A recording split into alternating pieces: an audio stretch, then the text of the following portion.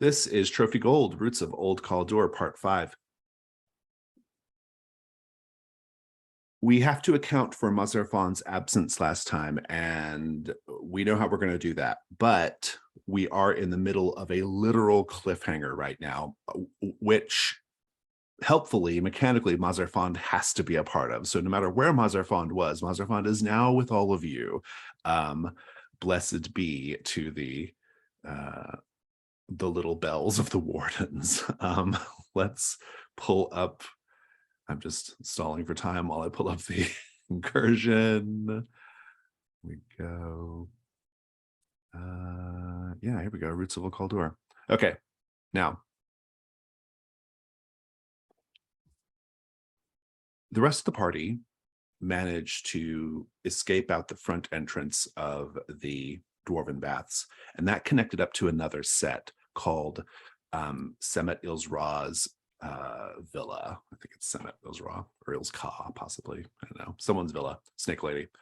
They didn't stay there long, and they escaped as quickly as they could and got back to the surface because they needed to. But once they were rested up, and they did leave notes for Mazarfand, but once they were rested up, they came back to that villa and did a little bit of adventuring there and exploring. Ultimately, they feel that they encountered the owner of the villa, Semet Ilska, and they got the impression that she wanted to basically trap them there. And I'm summarizing a lot, but they wanted to trap them there. And in order to escape,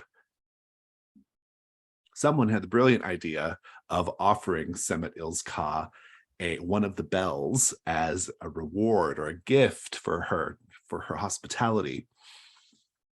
She rang it, and all four of you, no matter where you were transported to the orphan pit, which is where we are now. Before we get into the orphan pit, though, I do want to just do a quick recap on the character blocks. Just everybody should be in pretty good shape, especially the people who got to rest, but we'll go through it anyway. Korkaluk has 5 burdens, 0 cash gold, 1 hunt token, and 3 ruin, but quite a lot of found treasure. Osto has 5 burdens, 0 cash gold, 0 hunt tokens, and 2 ruin, also a fair amount, well, a little bit of treasure that's found equipment. Mazarfand has 3 burdens, 2 cash gold, 2 hunt tokens, and 4 ruin.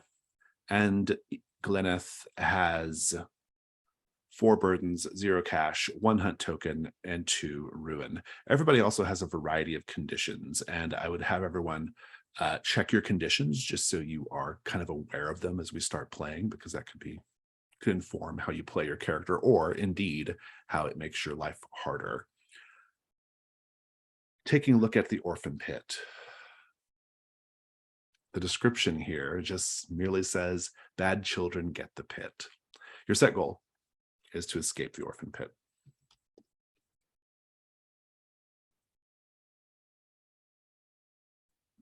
I have 1 hunt token. Yeah. So you start collecting them. Mazarfand is very helpful here because Mazar still has his. Everybody else had to cash in. But let's describe what's happening. You all materialize on a rocky ledge jutting from the walls of an enormous cylindrical pit. It is many meters deep. There is only the faintest sliver of light coming from somewhere high above. The sounds of hundreds of children laughing, crying, and singing can be heard from the darkness below. Indeed, if you flash a light down there, you will see the pit itself, filled with hundreds, possibly thousands of orphans grafted together in a mass of flailing limbs, quivering torsos, grasping fingers, and mewling faces. You can see little clumps of them twisted up and grafted together, singing or arguing or fighting. Sometimes they have something in their hands and they're kind of grasping it. That's mine, but they can't really grasp it because they're just a sort of They're just a sort of upper torso and single arm going for the thing, right? But that is what's going on down there. And you're just on this little ledge, and you see light coming from high above in the pit. Down below is bad business, but there may be more to see and do. I'm going to start with Osto. What do you do? He'll kind of press himself up against the wall and say, so that didn't go how I'd hoped.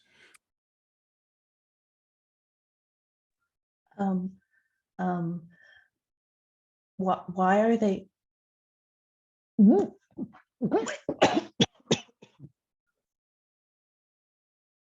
That's very good. I thought you actually vomited there, Sarah. That was quite convincing. Corkle, what do you do, or what do you say? Where are you at right now? Just a quick question here. Are we on top of like a column in the middle of this, or It's just like a ledge. a ledge? Okay, so our back is above, to a wall. above the grafted children, which we call the metastasis, and then there's a sliver of light coming from high above. There's no other apparent way at a glance to escape, though you can certainly look around or make some attempt to figure that out. All right. So Glenn, do you still have those special gloves? Because we might desperately need your help right now. I have never taken off my gauntlets. They're now covering scarred flesh on her hands.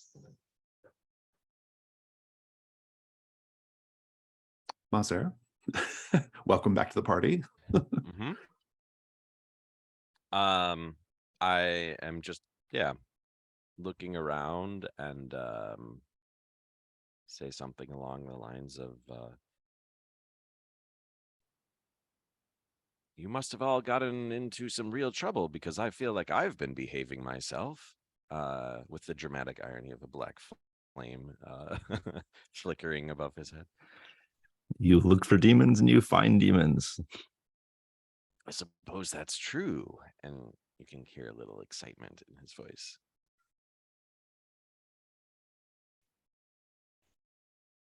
Gleneth, looking very queasy, looks out across the pit. Is it just stone, like a sunken tower? What's the texture of the walls like in here? Make a hunt roll.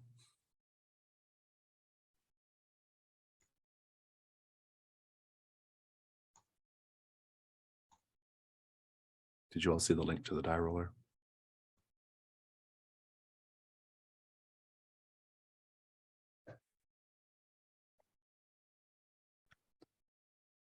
I can't actually see anything in here. Oh, I see it now. A 3. You encounter something terrible. The walls can probably be scaled with equipment or your magic gloves, certainly. I will tell you that you see what appears to be about halfway up the other side of the pit is a skeleton tangled up in some tree roots jutting from the stone. The skeleton's clutching something, but you can't quite make out what it is. I will also tell you that you hear a sickly tearing sound, and a torso, a child torso with its entrails dangling down behind it, is rapidly crawling up the wall to where you're at. Does my previous vomit create a slippery surface that the child, like maybe they're moving slower? I don't think so. It is definitely getting up, and all of you there together can fend it off, but it's very clearly trying to get up at the ledge and grab you.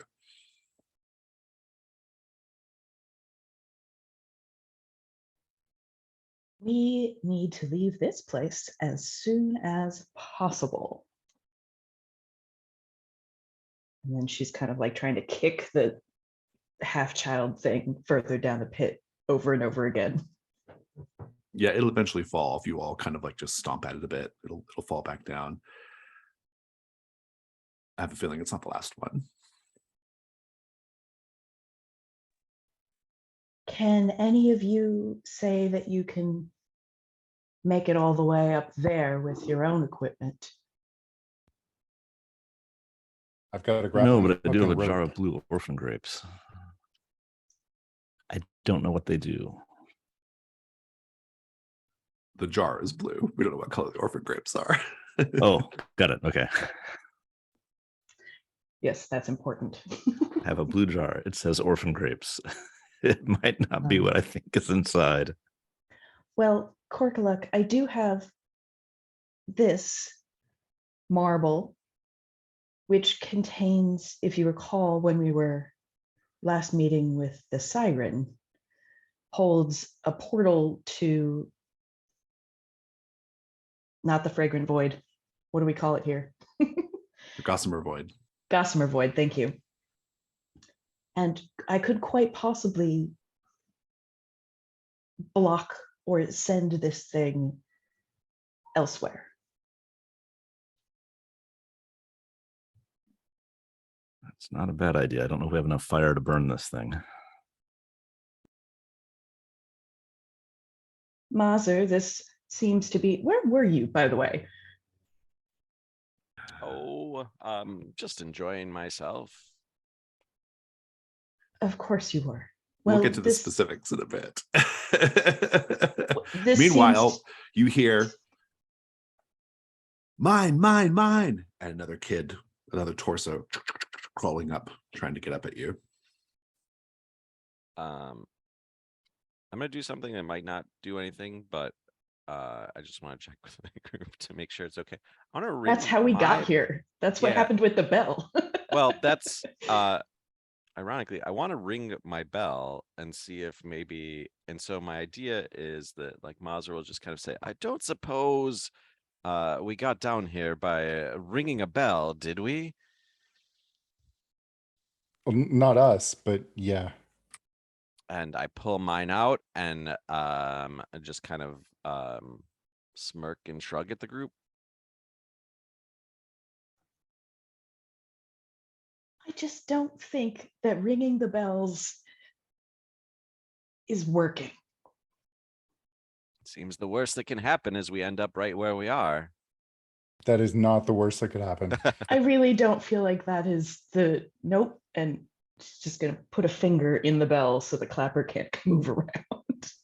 Korkaluk, one of the children, the crawling children torsos, has managed to get up and is now gripping your ankles, trying to weigh you down. It can't, but it's trying. I'm kind of tempted to open this jar of grapes. What do y'all think? It sounds like a terrible idea. You should do it. All right. I'm gonna open up the jar, pull up what is probably gonna be either like an eyeball or a testicle. I don't know what. It's 3 eyeballs preserved in a violet fluid. Oh.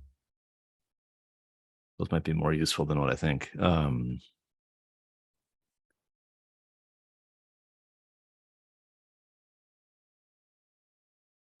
Korkaluk, I'm you gonna hear kick another this critter torso- off now. another torso is crawling up in your direction to add weight to the other one. All right. For the moment, I'm gonna close this jar back and try and kick this creature off. You can. It's fine. You kick it off and it goes tumbling back down. But All there right. are more coming. And Time's they will running out, swarm. folks.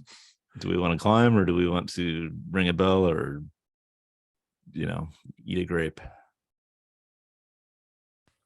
Or Could- cast a giant portal that might actually get rid of this beast. I'm all for it. Gleneth is continuing to stomp tiny fingers as they grasp the ledge. I think we should try something. Well, in that case. Ding-a-ling-a-ling. It might not do anything. For all we know.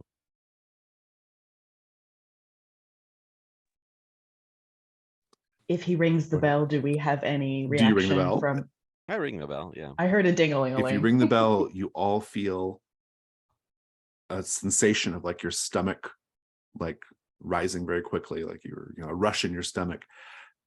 And then you find yourself on the ledge again. Ah, I told you it was the worst that could happen. It really wasn't. Portal? Gleneth is going to take a marble off of a string and slowly start unwinding the string that's around it. And as she does, you see this kind of gossamer light magic starting to spin out, and she sends it low, aiming for the beast. I'm going trying to say to that, at I'm least going to take say a that, melon scoop out of it. mechanically, this is like if you were doing a ritual in combat to where the most you can do is lower its endurance. Okay. But if you want to erase the item, I'll let you have it for free. So you will be able to Gossamer Void away enough of it to drop its endurance to 12. It was previously 13. But go ahead and describe what that looks like. The portal falls attached to the marble, and as it sinks into the flesh of these hundreds of orphans, we actually see like a melon scoop taken out. And I think it's really important to appreciate the audio quality of this, or the auditory qualities. It is the sound of initially a group of children being like, oh, but then suddenly, ah, and screaming as they are scooped away into the Gossamer Void. The thing is weakened, but it is still very much there. It can be defeated now, though, whereas previously it could not be.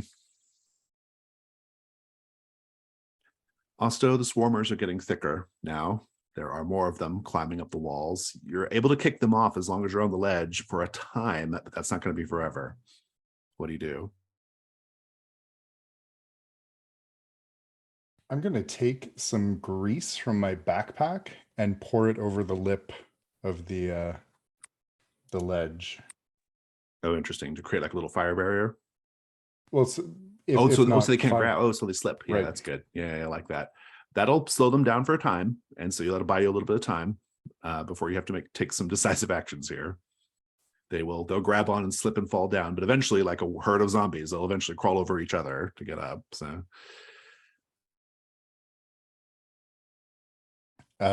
the big thing is at the bottom of the pit, which is yes, it essentially is the bottom of the pit. okay. And how far above it are we? I would say you're probably about 40 feet.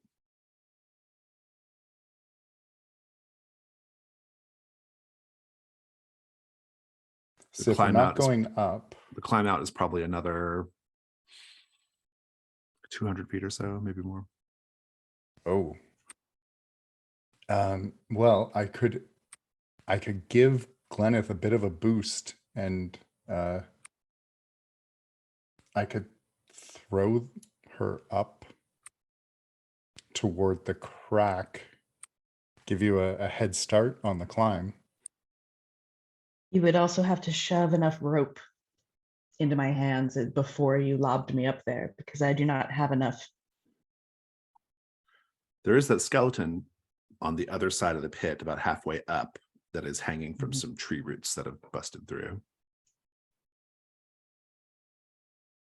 It might have rope. I only have 120 feet, so that won't get us all the way there. I have chain and 2 backpack slots, so I can pull more stuff.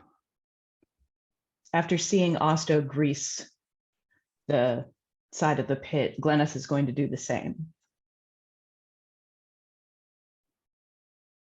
Mazar, what are you doing right now? Any more experiments?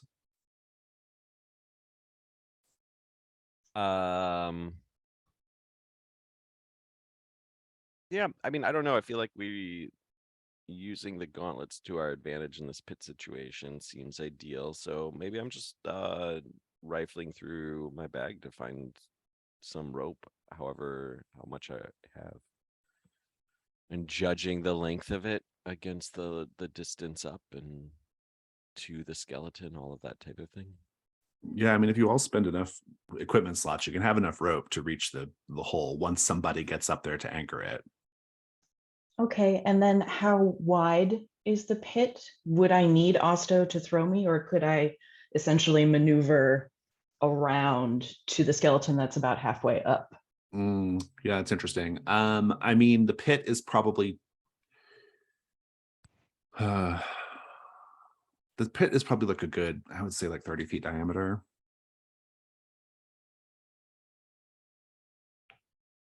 And we're 200 feet down. Roughly. So halfway up would be me climbing 100 feet up and like another 40 or whatever around to get there. Mhm. I think that would take a decent amount of time.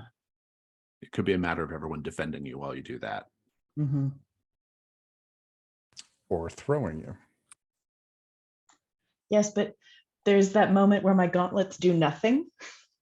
That is, Well, we'll tie a rope around your waist, and then if we miss, we can just drag you back up. Nope. Is this a Just ring the magical bell. throw? nope. You're trying to tie it around Glennis' waist, and she's just like with scissors or sharp things cutting. We lose 2 feet of rope while you try to do this. Or you bring the bell. If it doesn't work, we can always ring the bell and just pull you right back up to the ledge. Ooh. I say in the voice of Mazer Fond. Well, Looking damn it, at if that's Mazer. not the first best idea you had. I feel like, Gleneth is probably the lightest of us. And with my gloves, I won't have to make climb checks. So I might as well kind of start moving up that way. But you guys will have to hold.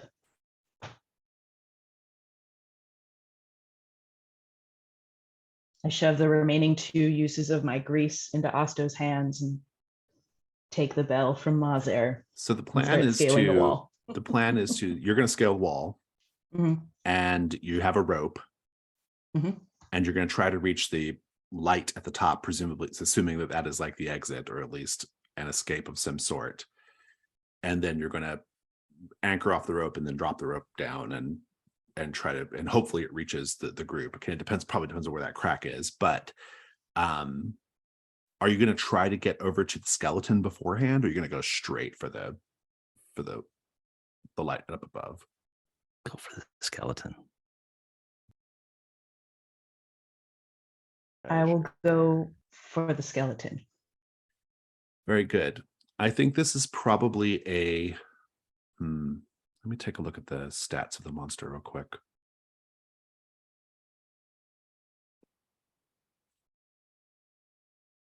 Okay, this is how this goes. There are too many of the swarmers for the group to keep them off of you completely, but they can buy you some time. As you are climbing up, swarmers will eventually be able to break free from whatever ranged weapon defenses your companions are doing, and one will grab you. It's an endurance 4. You have to defeat it.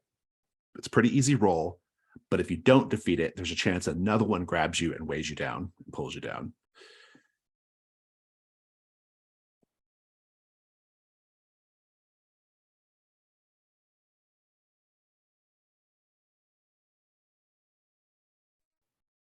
So it's got a hold of my ankles. It's just a screaming kid throwing a tantrum in the middle of a Walmart. A mewling Yeah. kid, a whining, or maybe not. Maybe they're happy. They all have different temperaments, but it's basically just a thing that's tore itself off from the corpus of the thing down below and is crawling up the wall very fast.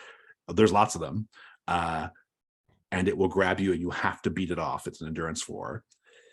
Meanwhile, I am curious what everyone else is doing to defend Gleneth, because these things will all like focus on Gleneth. So My thought was to pour some lantern oil down on them and throw a torch.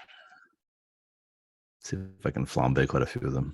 it's a good plan. Yeah, that works. I think maybe I'll just like do the sort of like close defense. So pull out my whip and just be like whipping them as Try they to knock are them like off. coming Yeah, along. Yeah. Osto, how are you going to keep them off Gleneth? Gonna dangle my feet over the edge and just taunt them. Like, come on, come get it. Very good, very good. So all that's happening, Gleneth. You're nearly there to the skeleton, and one of these things is on you. Now, it's the weight of half a child, so it's not super heavy, but you're also not super heavy, so because you're small. But the thing is grabbing onto you. It is a combat. It's an endurance 4, a fairly easy combat roll. How are you vulnerable? if there's some way other than the obvious ways. So if there's anything else you want to add to that. Glennis has lived for 120 years and never had children of her own for a reason. Hmm, So there's a little weakness there. very good. Roll weak point. Very good. You have a 3 as your weak point, and go ahead and roll a combat 1. If you get a 4 or higher, you defeat it, and you're able to continue the climb. Can I gain any advantage by using an item out of my backpack? No. Or is it just a combat? No, it's just Okay. no. I mean that item can be your fiction to justify the roll, but yeah. Otherwise, you're just kicking and shoving.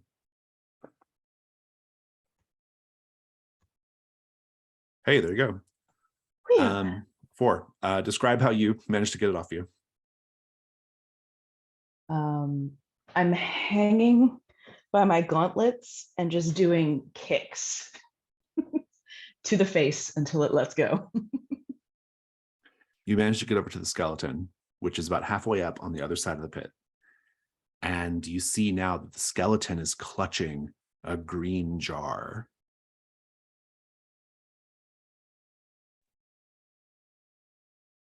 Corkaluk,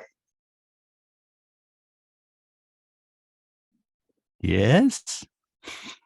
did you find any green jars when we were in the pantry? Blue, red, and the creamy yellow of Fey honey. I'm going to pry this green jar from this dead person's fingers. You can. It's not labeled, but you have it. It's filled with something. If I shake it, does it slosh like eyeballs in a jar? I mean, it has a sloshing quality to it. It's a fluid of some sort. Yeah. Mhm. What do you do then? I'm going to keep climbing up and out. Meanwhile, Osto, Mazer, and Korkaluk, the swarm has gotten thick to where you all have to defend yourself against swarmers now. Yep. You each have an individual swarmer to deal with. It's the same deal. Endurance 4. Please roll your weak points.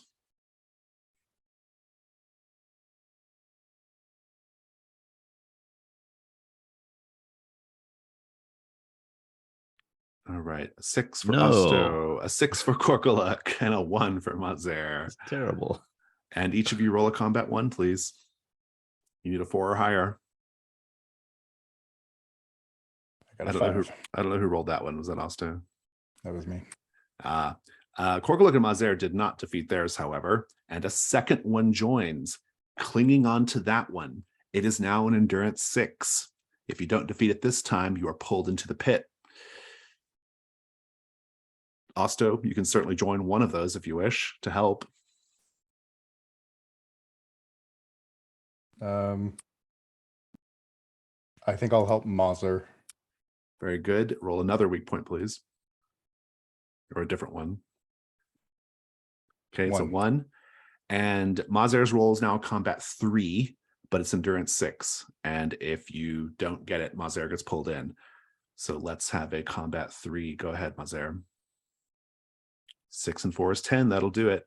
It didn't hit anyone's weak point either. Congratulations. Mazer and Osto, you managed to fend off the swarmers from Mazer. Go ahead and describe what that looks like initially, Mazer. I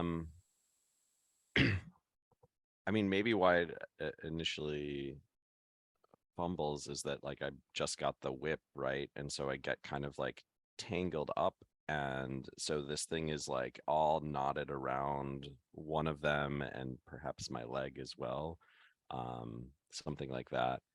And yeah, so I'm struggling with that as Osto comes to my aid. Fantastic. Osto, you can finish it off. How do you free Mazer?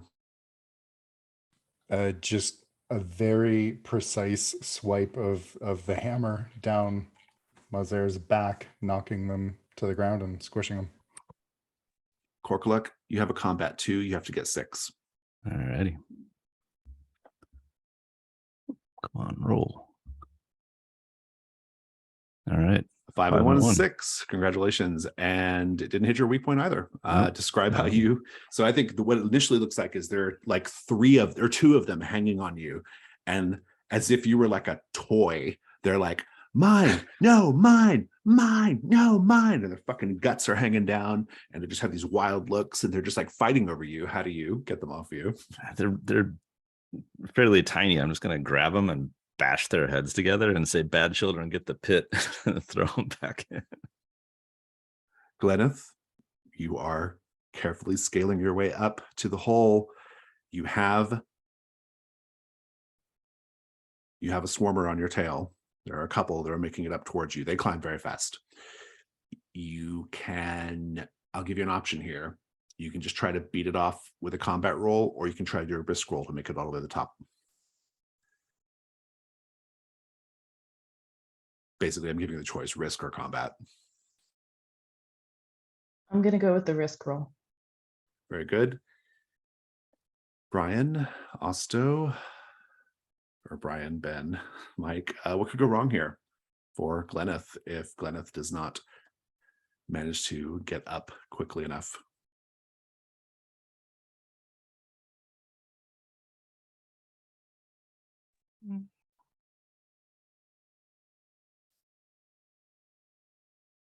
Getting pulled down is the obvious thing. Yeah, something is coming down from above. Yeah, that's what I was thinking too. I kind of like that. Yeah, that could be fun anyway. Just a devil's bargain, probably. I was thinking there's a nest of these waiting amongst the neighbors. Oh, very good. Gleneth, let's talk about dice. Well, you've got your weapon or your magic items. That's your first die. Devil's bargain. I'm going to keep it straightforward and just I'm going to do the only offer. The offer is a variation on what Mike said, which is there's something waiting for you in the hole when you get up there. If you want to take it, you can take it and get 2 light and 1 dark. Otherwise, you can reject it and get 1 light, 1 dark.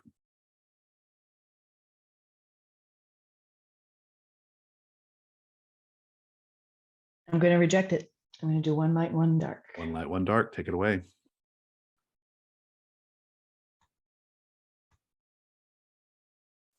For light, that's a success. With a complication, complication is you're going to drop something down into the pit. My choice. If you're okay with that, you can let it go. Otherwise, you can add a dark die. Try again. But I want my climbing gauntlets, Jason. No, it's fine. Of your choice. Of my choice. I'm going to look real quick. In your haste to escape, you drop your jar of Fey honey. And you hear, the rest of you will hear a kid say, after a few moments later, yummy. And so now the creature is a little bit stupid. It's a little bit stoned. Yeah, exactly. It's a little stoned. You otherwise escape. Go ahead and give it the scene. And there's basically just a crack in the ceiling and you can crawl out of it. So. Yeah, she's doing, it gets narrower towards the top. And so she's got like hands and legs kind of maneuvering up as she breaks the surface and gets her head above ground. Something snags and she feels the jar clatter down below, and she grasps at her pack to prevent anything else from falling into the terrible orphan pit. You are let out into the streets of Old Kalduhr, which we'll talk about in a bit. I assume you try to just find somewhere to anchor the rope to, right? Very good. The rope will get dropped down, and it is positioned conveniently close enough to where you can grab it and clamber up. And you'll be away enough from the wall, at least, to where, well, we don't know if the swarmers can push themselves off the wall yet or not, but it seems like you'll be okay. I am curious about the order, though. Who goes up first? Yeah, why would you need to know that?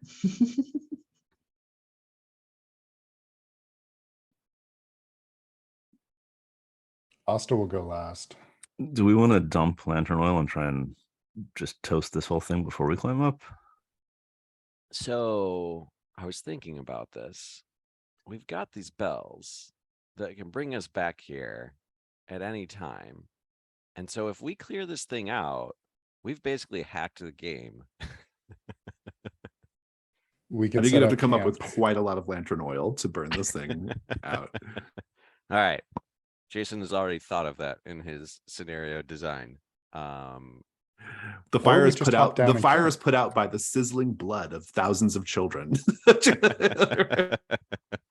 I mean, Jason wrote this to not even give us a chance to fight it. The only reason we could try. Yeah, it was originally an Endurance 13. Yeah. We can always come back and try and wipe it out later, but we do have this interesting option available to us now. Who's first up the rope? Go for it, Mazer. You're the most beaten up.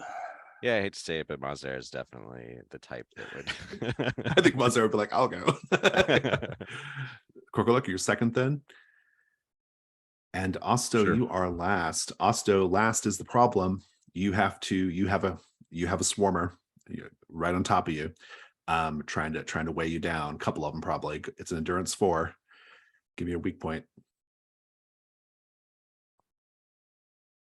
6, not great.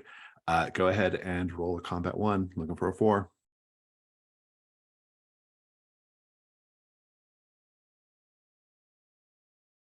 I did not see that. I didn't see anything come up. Oh, 5. There you go. Very good. Describe how everyone escapes the pit, please, Ben. Yeah, he will be urging everyone, okay, let's go. First Mazer, then Korkuluk, and he'll just be trying to bat things away. And then as he climbs up, he'll also be wrapping the rope around himself to try and frankly keep the rope. But as the swarmers keep coming up, he'll just keep kicking them off and into the pit. Everyone, it's a slow climb. And you see, as you're climbing up, the swarmers are crawling up. They're yelling, they're screaming, they're crying. They're pushing themselves off, trying to get at you, but they can't because it's just their arms. They have no like leverage, they have no, it's physically not possible, but they're trying to like push off and grab you on the rope and they can't get far enough. So they just plummet down into the pit. And so it's like, just like almost like ticks jumping off a dog's back, right? It's the little crawling torsos fall down, but you manage to get up the rope, out the crack, up into layer 2 of the mega incursion. So the pit was very far below the orphan's villa. You're now in layer 2. Now this is where Mazer Fawn's activities last time are important, because Mazer Fawn, viewers of the video, we decided off recording that Mazer Fawn was basically conferring with the Blackfire sorcerers to see what they're up to and what they're doing. And the Blackfire sorcerers took you down to layer 2.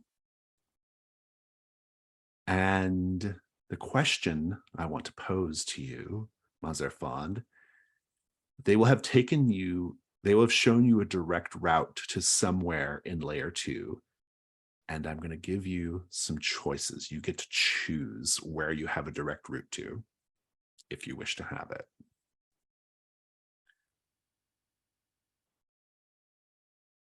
As soon as I get to the diagram, here we go. Your choices are, I'm not going to tell you what any of it means. You have to go just by the names. The Enclave, promising. The Library of All That Is Known. The 10-in-1. The Workshop of Devastating Sensation. or the near corpse of an unnamed giant? Where did they take you? These all sound very delicious. I'm going to be a very selfish human being, though, and say the Enclave. Very good. So we shall pick up with the Enclave next when we come back from our break. Let's take 5. Now, Mazer, the Black Flame Sorcerer, when you left the Tepidarium to confer with him, and he showed you a way down to the second layer, and indeed showed you how to reach the Enclave. Now, you can go to the Enclave directly whenever you want, as long as you're on layer 2. Otherwise, you can just do the street set to try to find another place. So, but let's just have the scene with everybody there out in more streets, but clearly different. And this might be a nice paint the scene question. As you're looking out into these streets of Old Kalduhr, how can you tell you're even deeper than the previous streets that you were on?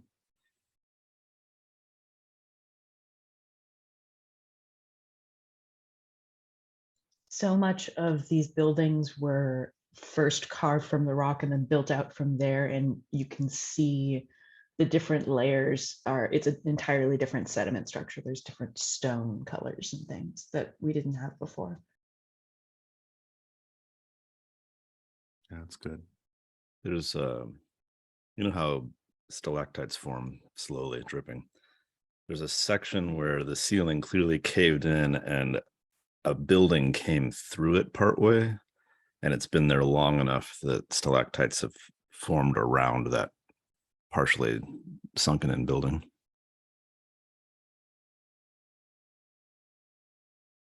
There's the remains of a fungal garden for people who would never have the chance to get up outside. And I think there's this weird contrast of the things that would the art that would have color and that type of thing, like the color's a lot more preserved and it's bright, but then all the more like organic material is like has a higher level of rot as well. So there's this like weird contrast of like things are getting brighter but also getting yeah, more rotten and such. Intriguing. Well, you're all there. You all can have the scene, decide what you want to do. While Gleneth was waiting for these folks to get up the rope, she would have been tying off the bell in such a way and wrapping it and then tying it again so it can't accidentally ring. Can't accidentally ring. Yeah. Put it in her pack. Mm. But then also might have cracked the seal on that green jar just to like see what it is. Whatever it is, it's a very potent and pungent sort of herbal decoction. Okay. What does this smell like to you? Just hold it out underneath Mazer's nose. And I smell it. And this is a question that Mazer would ask, but I'm trying to remember. There was a recipe, wasn't there? There was, yeah. Yeah. There was also a busted green jar in the pantry. Does this get us any closer to concocting whatever that was, or could this be it? And This is it. Yeah. Another smell. Yeah, it's the smell of I have to pull up that recipe. I don't recall what it was exactly, but The henbane unicorn hair fern. Yeah. The destabilizing unguent, henbane, unicorn hair fern, soldier's puppet, the undiluted excretions from the roots of the old oak tree. You'll recognize some of those things. And also given that it's the same kind of jar as the smashed one in the pantry, this is destabilizing unguent.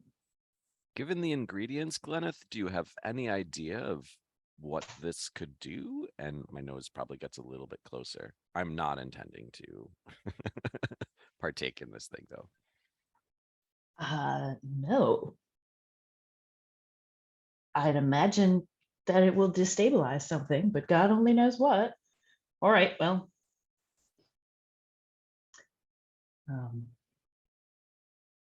We're definitely deeper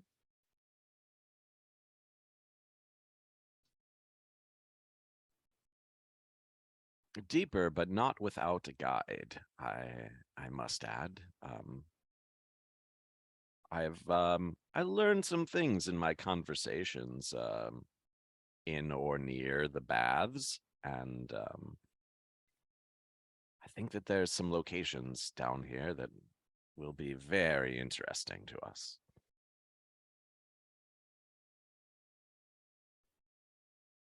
Full Right. of treasure interesting to us, or full of monsters Oh, interesting? indeed. Well, everything is full of demons and beasts and monsters. All right, lead the way, Mazer.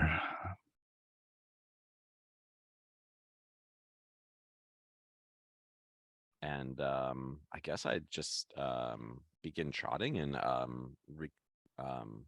just retelling some of the stories, a combination of what I've read in the books as well as what the sorcerers told me as I kind of like trudge through the streets of. I will Kalduhr. tell you some of the story, actually. It's an interesting thing. Yeah, because all we knew was that he liked to talk about pools Right. and Yeah. sacrifice. Old Kalduhr owes a great deal to its artisans, those who carved its structural flourishes and illustrated its cavernous walls, which, if you're moving your torches around, you can see these things. Much of this work was cultivated within a coliseum of artistry by a shambolic guild. The coliseum and the guild both known as the Enclave. What evidence exists of the souls behind the forms they created indicates that members of the Enclave burned bright and fast, roaring wild embers, unconcerned with prolonging mortality. And indeed, you arrive at the Enclave. And you have a set goal. Find the source of inspiration for the Enclave's legendary artistic output.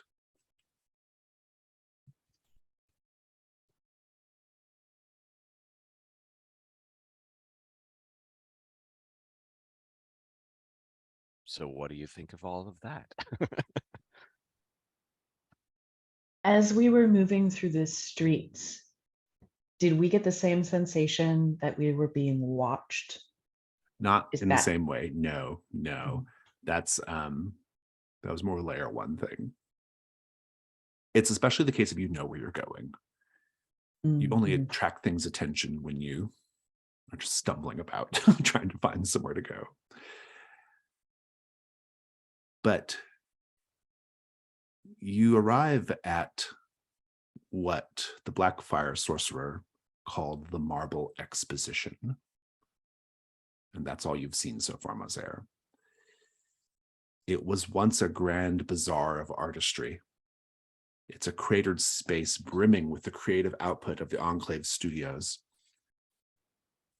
From above, if you were to get high enough and look down upon it, it looks like a human ear, several dozen acres in size.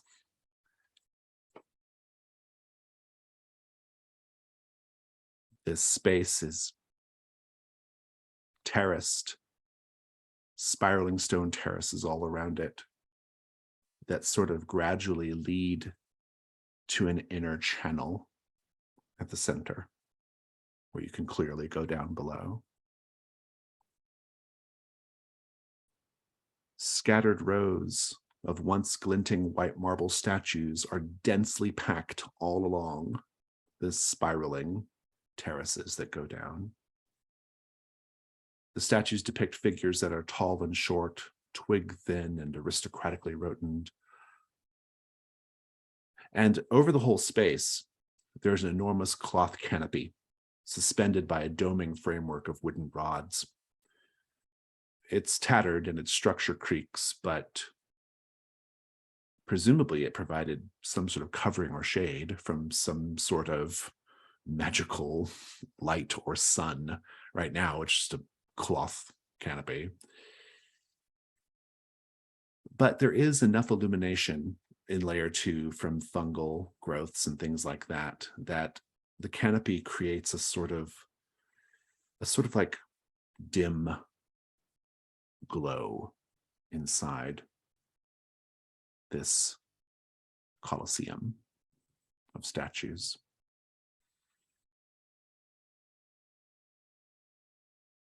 It also seems to mute the sounds of the outside world. So as soon as you step under the canopy into the Colosseum, it's like you were just here with these hundreds of statues.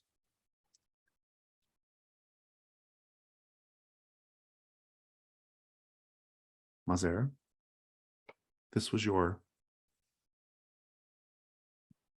idea. What do you do?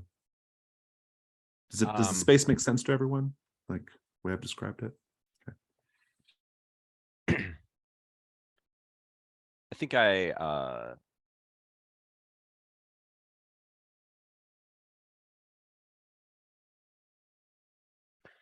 yeah, like I think just start like walking and like peering at all of the sculptures. Like if there's some type of, I don't know if there would be like little like tablets that might have like the name of who they are or whatever the case is, but just kind of like wiping along those and just kind of like making my way and trying to get as much like knowledge of like who these depictions are of. Yeah, make a hunt roll. Yeah.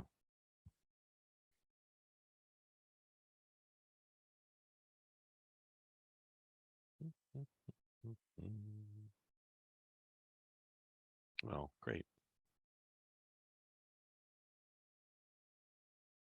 You blinked.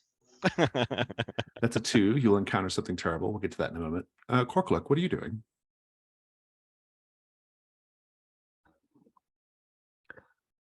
I was also thinking to poke at the statuary first to compared to the villa that we saw earlier to make sure these are actually carved statues rather than beings turned to stone. Do you want to do that? How do you do that? You just poke around. Yeah, make a hunt roll. Well, check for detail. Like if a statue's got stubble, that's not carved from stone. Right, exactly. Make a hunt roll.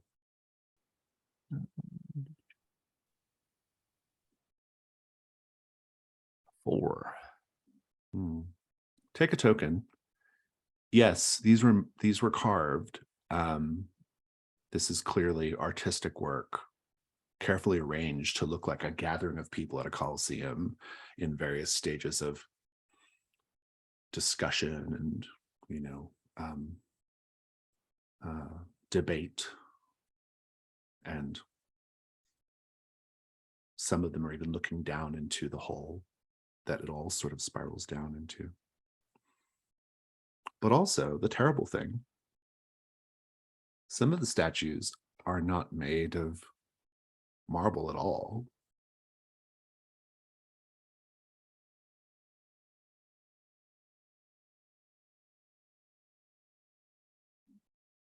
Made from bone? Can we tell? If you touch one, Sure. the arm, say, it has a pliability. But it's still pale white. Yes. All right. Osto, what are you doing? I was also going to look for evidence whether these were truly statues. You can know what Korkuluk knows, then what? See if there's any of the tools used to make them lying around, maybe, or artist objects just left behind. Make a hunt roll.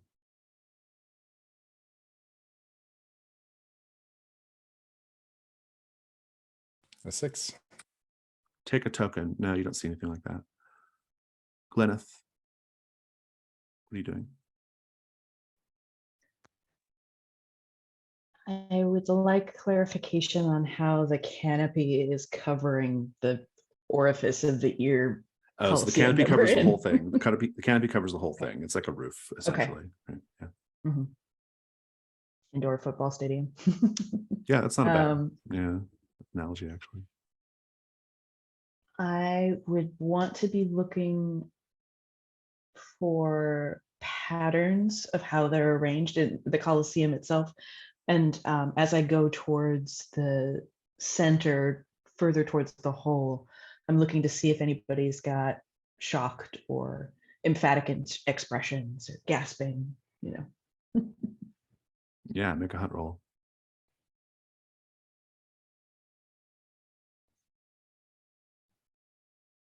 Nope. I rolled a 2. Got a couple of 2s on the table. We'll resolve those now. Let me take a look at the thing real quick, though.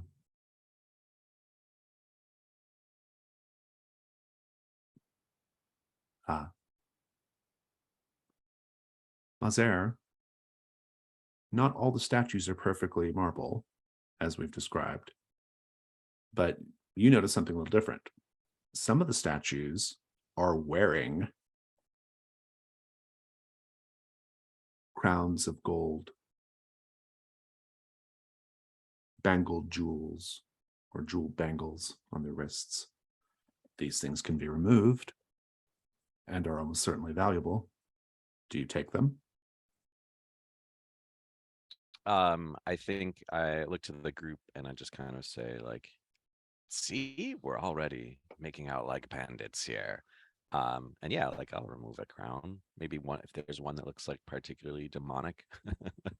Gleneth, as Mazer goes for a jeweled crown, one of the statues near you quickly produces a dagger from its side. The dagger also looks to be carved of white marble. But you can see now that the statue is making very, very subtle movements. Subtle movements, but getting closer to Mazer. So every time Mazer's back is turned, a la Weeping Angel style, it moves a little closer. You see it. And it resumes a position. So here it's like laughing. And then Mazer turns and now it moves a little closer and it's like sitting and it's in deep contemplation. And then it moves again and it's like, you know, taking some other stance or some other thing, but always getting closer to Mazer, always with that knife ready to go. Gleneth, what do you do? I do not ring the bell.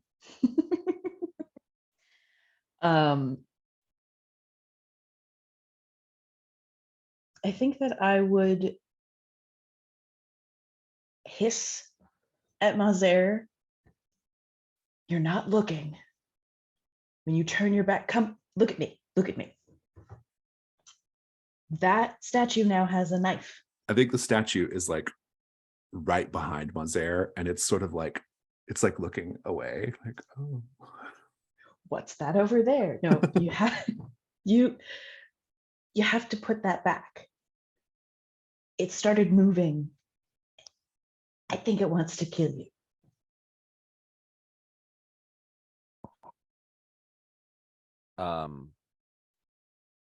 Might I have the opportunity to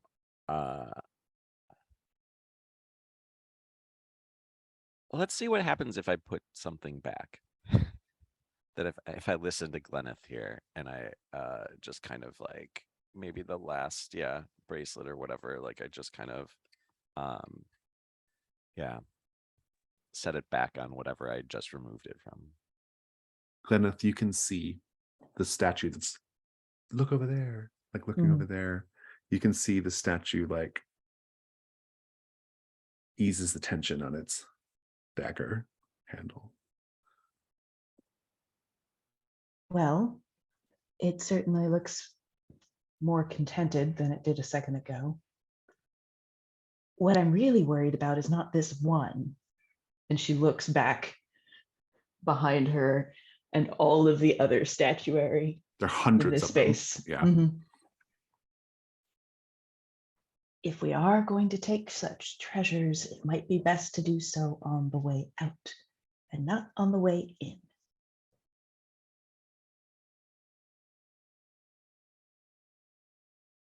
Mazer quietly nods.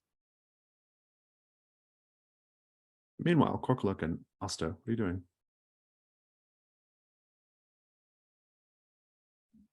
I'm curious to see what's in the center of this pit. It's presumably not going to be another orphan beast, but get close to the edge, try and look down in. Yeah, if you get to the pit, there's essentially like a marble staircase spiraling down.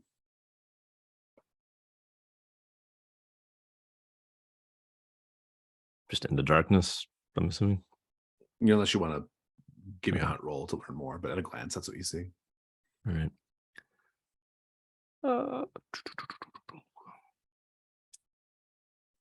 What else do we have? Tent overhead. The canopy.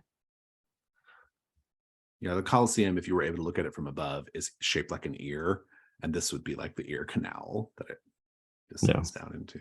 Is there a really huge gold earring we can take?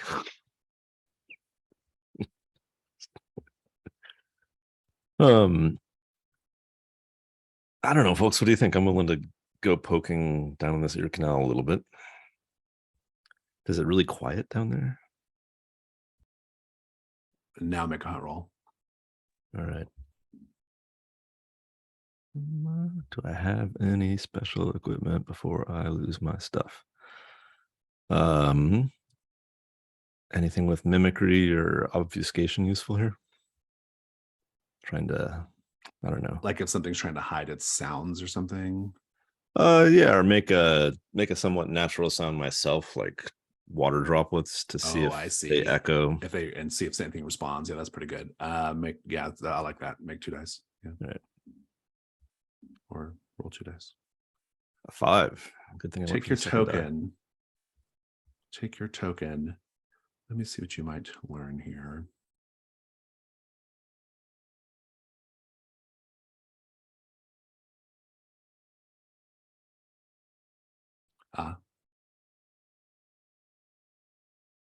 You hear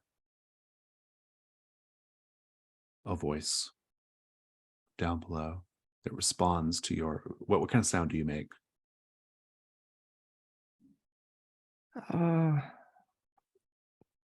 Water droplets, and then the sound of like a tiny lizard or fish splashing into a puddle. Hmm. You hear a voice that just says, "Oh, oh, no. I will not be distracted. I will maintain my focus." That's it. I'll tiptoe back from the ledge and be like, "There's someone down there."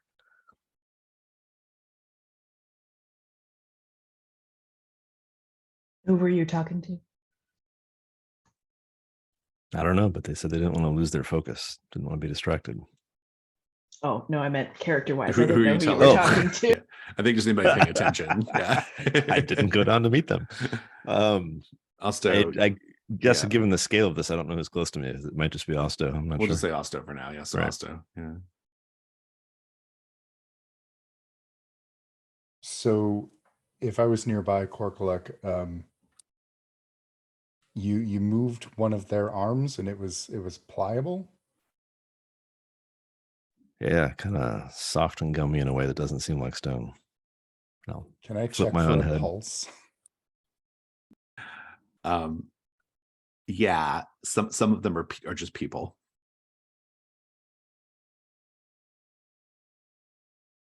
Like think of those like people who perform like statues in theme parks, they're very still, they're painted silver or whatever. They stay like that for hours and hours. Imagine, and they suddenly move. Imagine that, but for centuries. I think Osto will just kind of look at Korkulek and say there's someone right close by too.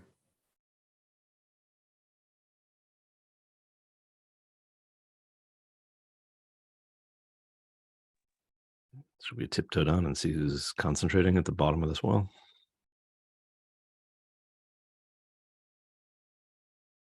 I'd prefer not to get stabbed in the back though.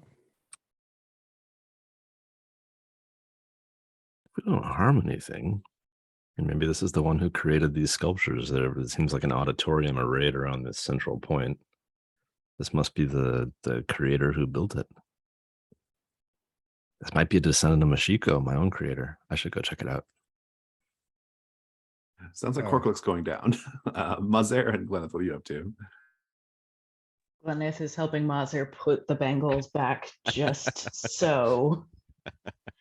Does a polite little like half bob nod to the performance art and kind of makes her way towards the center as well. Yeah, I've got these like final 2 crowns and I'm kind of doing like a double Indiana Jones thing where it's like, oh no, I forgot which crown goes on which statue, and am kind of like weighing it and like checking the size of the head, and I'm like, okay, I think this one, and just like glancing back at this statue that has it moved since I've been like as I'm glancing No, I back. think Okay. it's, but you will maybe see it's like eye has shifted so that it keeps you in its peripheral vision. Cool. It's trying to see what you end up doing ultimately. Yeah, so I'm gonna put the crowns in what I think is the right configuration, and then sort of like follow Gwyneth, but be looking in all directions to see what's moving and what's not moving. And It's incredibly still, so long as you don't mess with anything. As we make our way to our fellow companions, would I be able to use my perception and some combination of traps to figure out what percentage of what we're looking at is performing artist The versus statue? vast majority of it is actual statues. Okay. Yeah. That is absolutely fine by me. We shouldn't take anything from here. They seem to want to protect the space. Looks dramatically at Corkluck. but surely there's more valuable things deeper below, right?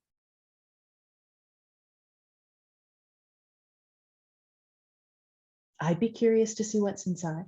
I've never been in an ear canal before. Corkluck, I assume you are now going down the stairs at this point. Yep.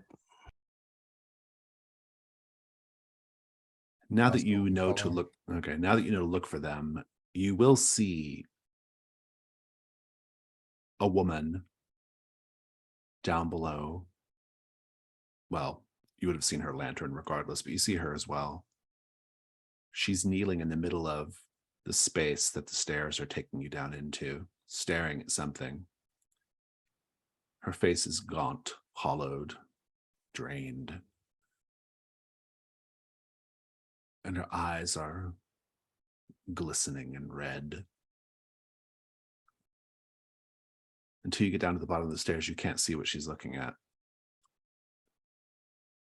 But her manner of dress makes you think that she's from the surface. And she's just very, very intently focused on something. She's got her own light source. She does. She has a lantern to illuminate Right. whatever it is she's looking at. You just can't quite see what it is yet. All right. I'll park my torch on the edge of the stairs so that it doesn't cast a shadow behind her as I come up, and I'll try and creep up and see what she's crafting or poking at.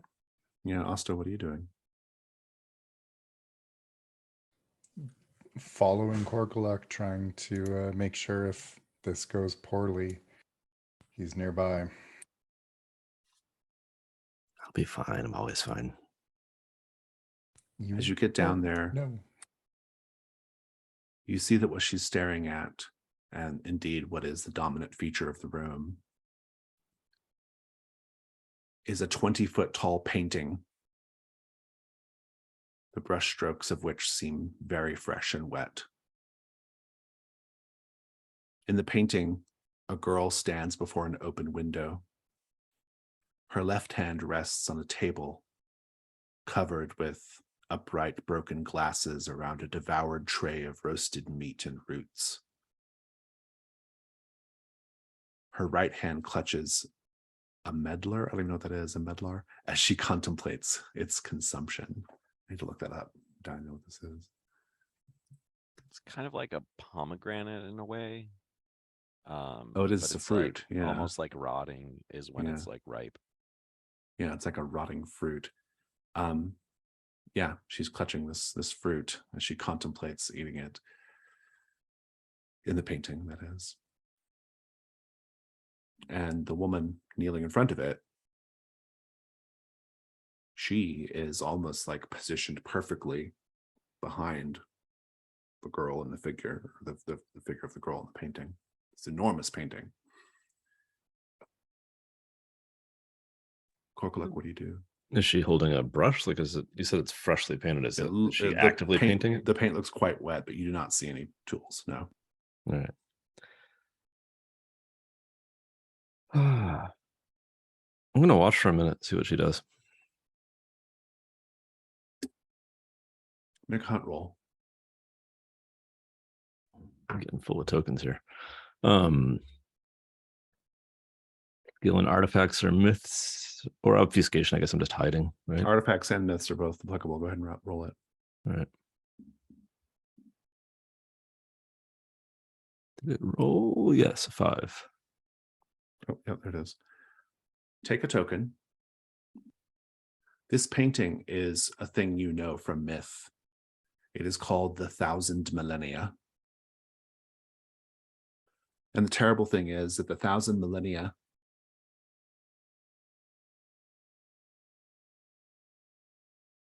draws you in and indeed siphons away everything that you are. And indeed, Osto Korkuluk is now kneeling beside the woman, I'm usually fine. staring at the painting. What are you doing, Osto?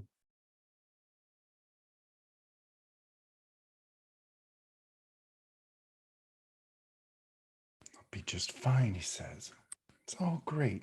And he'll stand in front of Korkuluk and just kind of try and block his view. Like, come on, it's not that good. Korkuluk is like a mannequin in a store window, perfectly frozen. You don't even hear the bees buzzing around.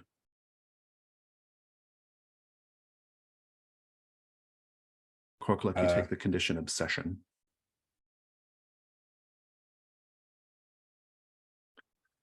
Gleneth and Mazer, what are the two of you doing right now? Are you making your way down? Once I so. see Osto go down, Gleneth will just like elbow Mazer in the side and we go down together. Indeed, you will see everything as I've described. Osto trying to wave in Korkuluk's face, Korkuluk and this unknown woman staring in the direction of this large painting. This is a single room with this painting and nothing else? No, the painting is the dominant feature, though. You will also see that the space is actually quite a bit bigger than your torchlight can reach on its own. There is an outer perimeter of this space that can be explored. And there's also a hallway directly opposite the painting.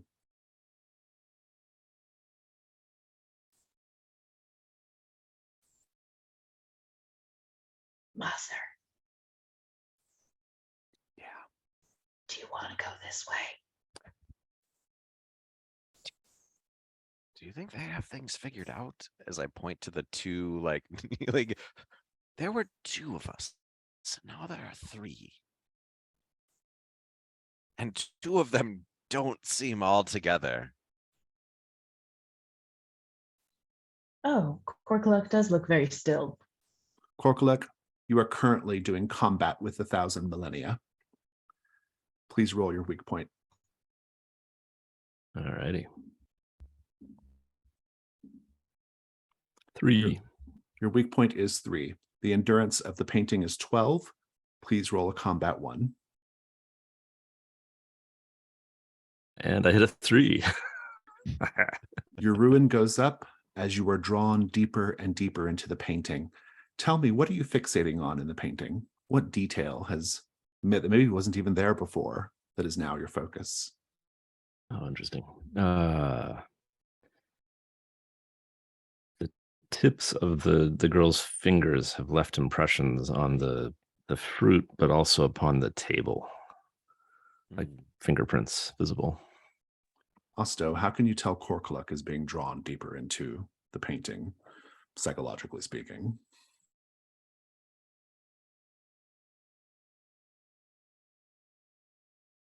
The painted nature of his eyes are starting to match the colors in the painting.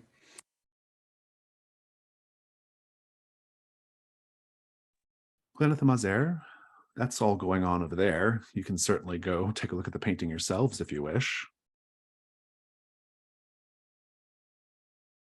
I'm wondering if there isn't some sort of a help that I could offer Korkuluk in this moment, now that I see he's entranced or What do you ensorcelled. do? Or just, well,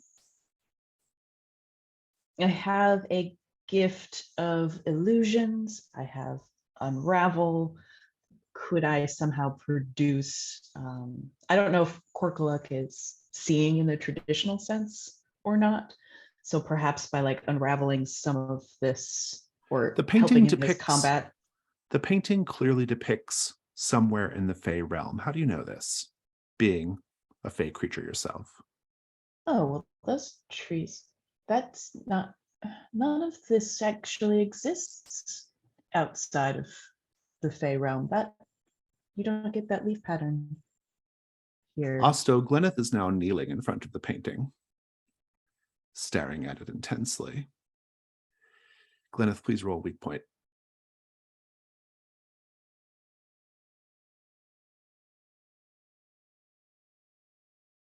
The weak point My is weak 6. point is 6.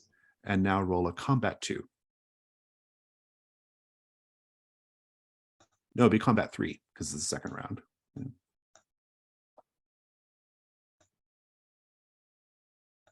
A 5, a 5, and a 1. That is not enough, but no one is consumed any further by the painting. Osto, you're losing companions very quickly to this. What are you doing right now? Yeah. If it's a combat, if I knock the painting over, will it? Is that it's a weakness? Do you attempt to do this? Yeah, I think he'll just kind of put his hand behind him and try to just. How can you tell that the place that the woman is in is Barsool prison?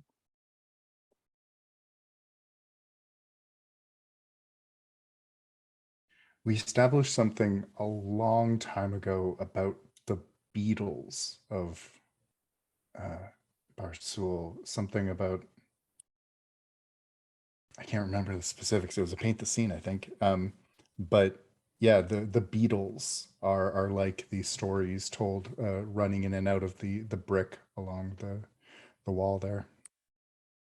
Mazer, your colleagues all seem incredibly interested in this painting, all 3 of them now kneeling in front of said painting. Osto, Oh, please no. roll a weak point.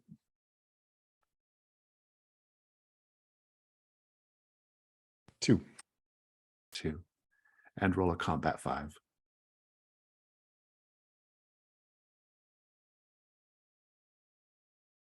A 6, a 5, a 4, a 3, and a 1. That is not enough to defeat it.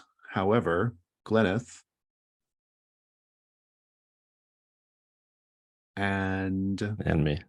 And Korkuluk, you each get your ruin increased. You can always mark armor if you can work that into the narration somehow.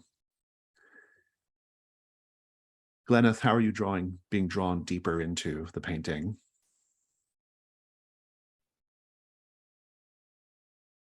Like so many great masterpieces where the landscape fades to the horizon, I am trailing all of these fey plants and following them along the path to the vanishing point.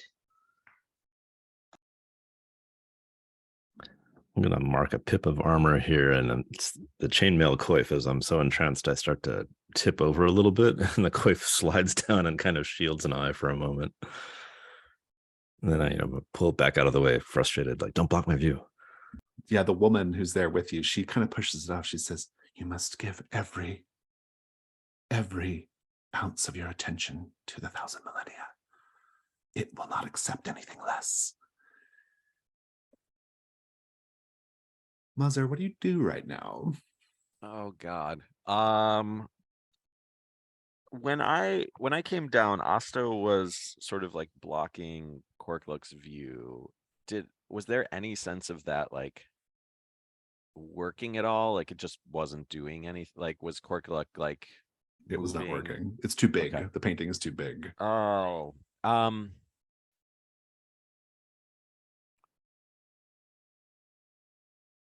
What if I'm trying to think of what I have. What if I try and get behind it? Or I don't know. I was like very fixated on the like the new person as well. So I'm debating whether I like run and I'm just like pleading. Yeah, that sounds more interesting. Like I kind of like dash over to that like the person who's been whispering in here, and I'm just like pleading for like some type of like, what is this thing? Tell me what demons are inside of this painting. I need to know, or we'll Demons. all be doomed. What an interesting way of putting it.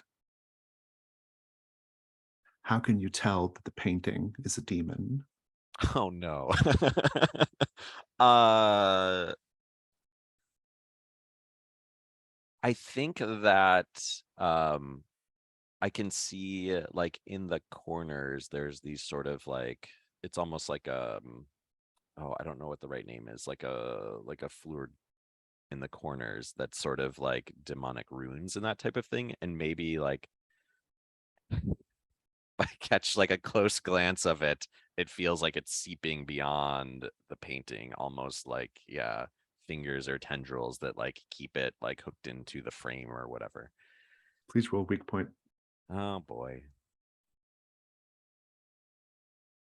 3. 3. And please roll a combat 7. Nice. Well, we're getting strong. Oh. A real mess of a roll. A bunch of 4s, a 2, and 2 1s. That only affects That hits me. it just hits you, yeah. For only 1, it's not too bad, really. How are you getting drawn in deeper?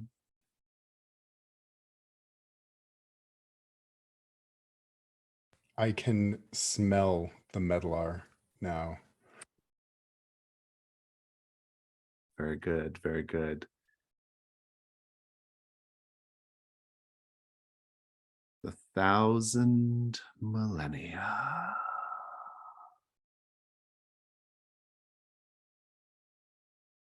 You are all speaking aloud the wonders of old Kalduhr. Indeed,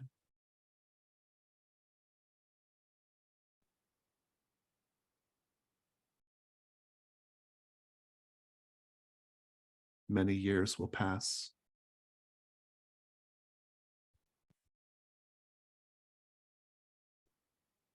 Many people will come down here.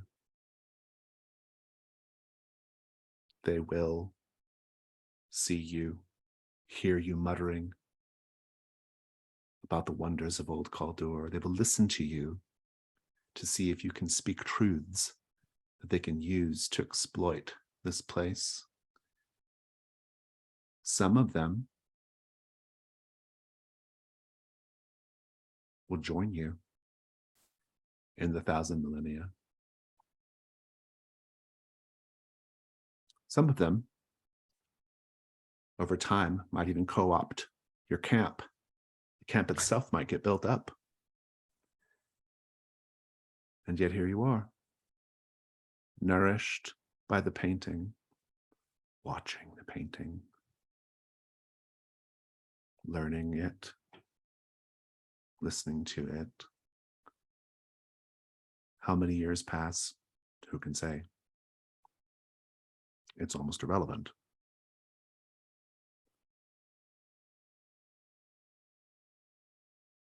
Corklet, please make a combat 8. Let me ask, is there a chance to spend hunt tokens to get the hell out of here? There's a chance to leave. You can get up and walk away from the painting if you're willing to risk pushing your companions deeper into it.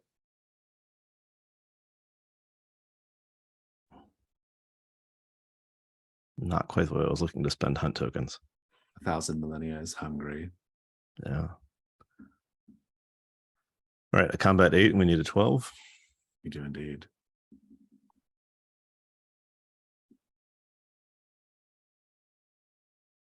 Utter cruelty on the dice. Complete and utter cruelty. A passel of 5s and 4s and a 2 and a 1. I assume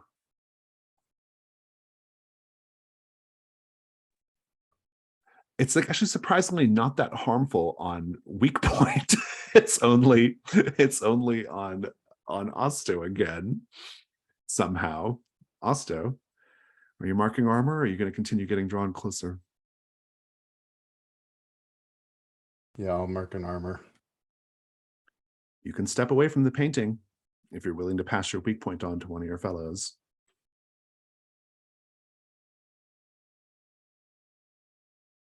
I'm still doing okay.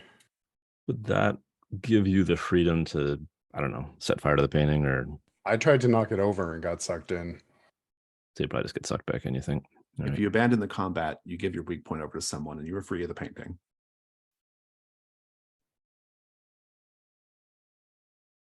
But in terms of game mechanics from there, we still can't spend hunt tokens to. You can spend hunt tokens to Or borrow accomplish it. set goal, but you still might be stuck with this painting Got it. to deal with. Okay, so. okay. Maybe the painting's even telling you the set goal, right? It's like speaking to you the answer. That's certainly the case. It could be the case. But also, if you're willing to give up your weak point, you can make an attempt at destroying the painting or otherwise breaking the spell. Yeah, okay, I'll do that. Who do you give it to? Send it to me. This is my idea. You have 4 ruin. I've got another I'm point of still armor, though. 3. I think Gleneth, if you don't mind, you have armor and 3 ruin, so I feel like you're in a good place. So yeah, you get a 2. One more round before you get to act, Osto. Let's have a combat 9. Gleneth, you can roll it. Just need 2 6s.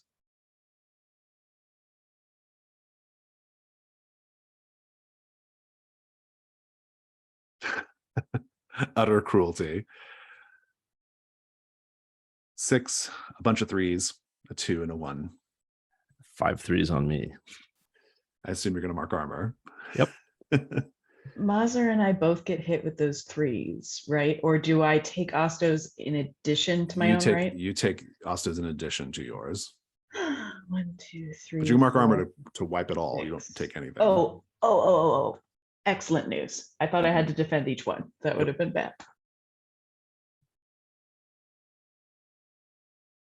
Mazer, I assume you are marking armor to avoid ruin that Yeah. will push you past Yeah, past that's retirement. my amulet of protection, right? Yes. Cool. Everyone can step away from the painting at this point, but you must leave immediately, either down that hall or back up the stairs. Or you can go back in for a fight. You've got 10 dice coming up. And if you have armor, could be worth one person risking it. I have no more armor left, so it'll be the end of me probably. What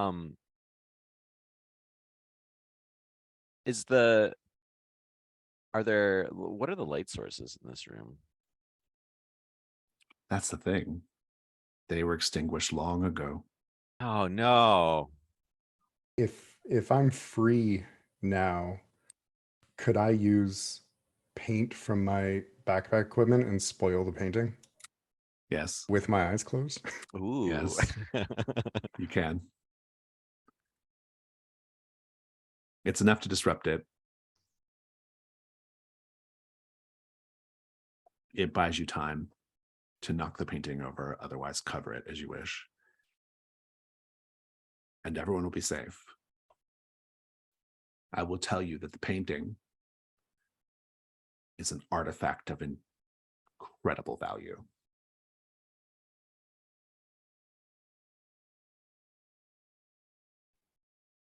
With it knocked over, I'm going to cut it free from its frame and roll it up. You can do that.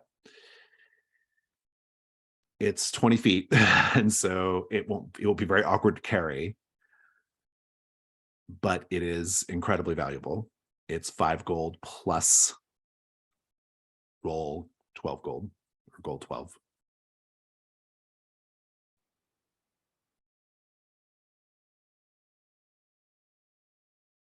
Two. It's a 7 gold artifact.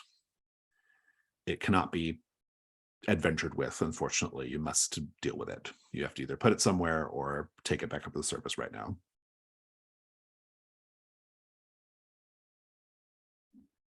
In terms of burden, I can't return to the surface right now. I have what have I got? Well, if I turn in the 4, I'm 1 gold shy of my burden.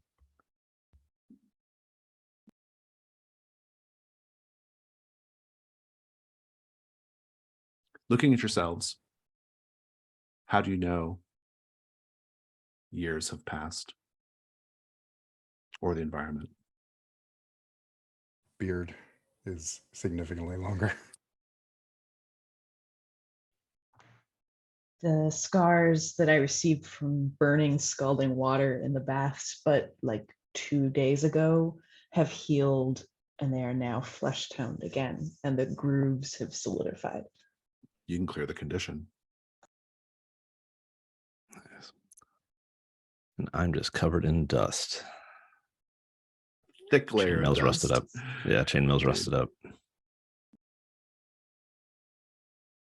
I think this like this glass like eye that I have from like the demonic thing that happened in my backstory is now kind of like corrupting, and so like you just see these like long kind of like almost scars in that same kind of like black glass that are just kind of like reaching all along my neck and around my head, and yeah. Is the black fire still above your head? Ooh, that's a good question. Or would that have gotten like sucked into the 1,000 millennia over I'll let millennia? you decide. It's just Um, smaller. It's just tiny now. Yeah, picturing so somebody blows on your head and it flares up a little bit. There's like years of like adventures just lighting cigarettes on your.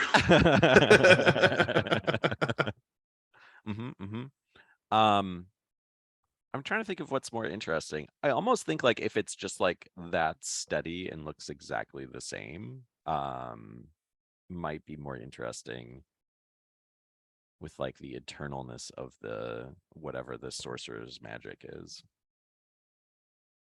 Are there any other adventurers that we've freed from with this? Yes, I think there probably will be like a handful of other people, and they're all having the same kind of experience you are. Like, oh, like what happened? What's going on? They're calling for their companions. They're not seeing their companions. Ostro's going to hold out his hand and say, "You're welcome." Oh, like you want payment? There. Yep. And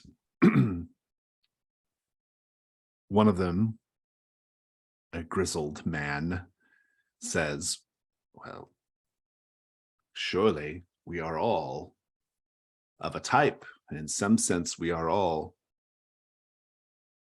hearty and hale companions of one another, and therefore we should all be able to split the spoils." Yes. No. Indeed. Some of them will probably question you cutting the painting out, but enough of them are either just going to wander off, or I think the one woman, the original woman, will look at you and she'll say,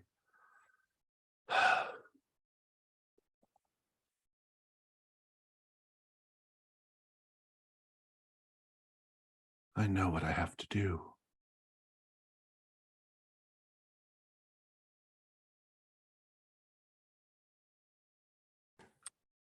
And that is Deeper. Must go deeper. I saw it. I saw the truth of what happened to old Kalduhr. It was revealed to me. I must go and find it and see it for myself. It is there in the deepest roots.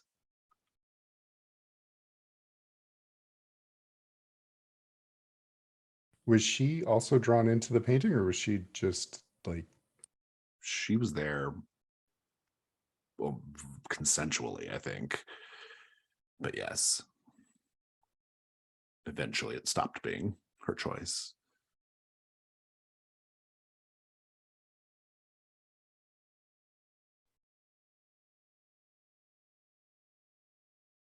That Does definitely she have a name? Oh, sorry. Yes, her name is Silas. And I think that definitely like piques Mazer's interest. What have you seen? What? You must tell us what. There's a shortcut down to the deeper levels of old Kalduhr. A giant sarcophagus containing the body of a titanic being from long ago. We can walk through the being's body directly to the deeper layers. The sorcerer said nothing of this. I look back at them and I'm just kind of like, this is important. Someone write this down. As if they're my scribes. Let's take 5.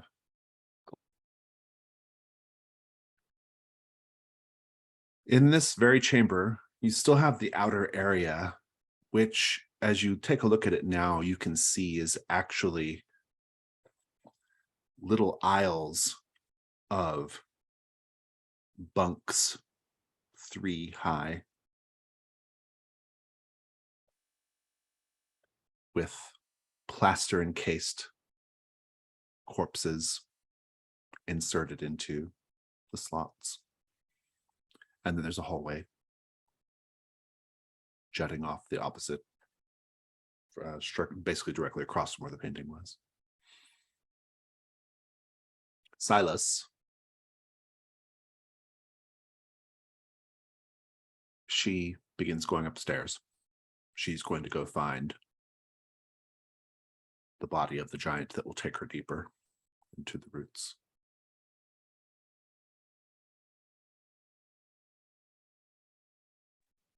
Glennick should is go to very camp. tempted to follow her.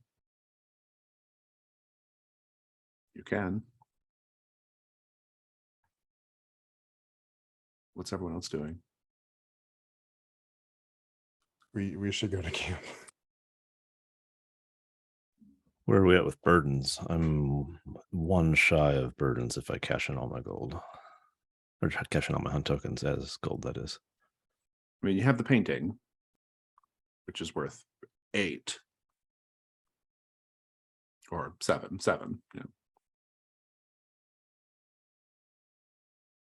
I'm also 1 shy. And that's not including the painting.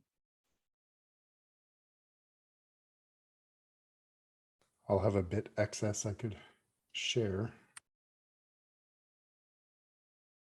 But you're out of armor, Corkluck. Oh, believe me, I'm happy to go back up. I just don't know where everybody else is at with burdens and gold. I'm close. I'm close enough to go up at this point. Yeah. So let's close 1 gold, Mike, or more. Yes. Yeah. All right. Can I And change then- my hunt token into a thing found? You certainly can. Yeah. I would like to do the same. You will each find smaller little rolled up paintings.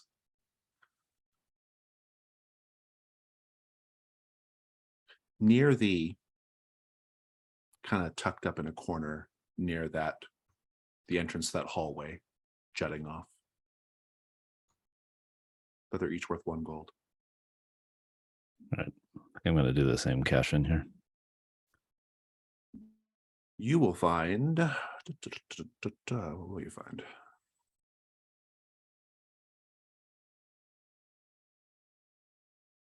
You'll actually find a frame, one of the frames that presumably one of the paintings was cut out of. The frame, though, is very nice. It is, it's rubbed with gold and fixed with semi-precious stones. It is worth 1 gold. I'm cashing in 4 gold for what that's worth, but Are you gonna cash in 4 tokens? probably, I think so. Yeah. Otherwise, I'm nowhere near my burdens. Yeah.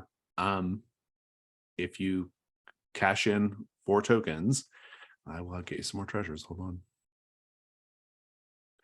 Yeah, I think there's just a stack of these paintings by that hallway. Like they were set there or taken out and set down.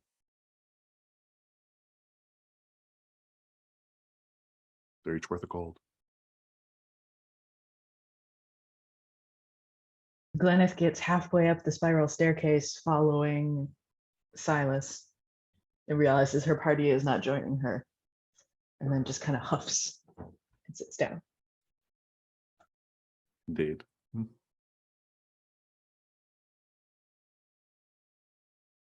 Well, shall we backtrack to the surface? See how much time has passed? See how old the children in our caravan have become?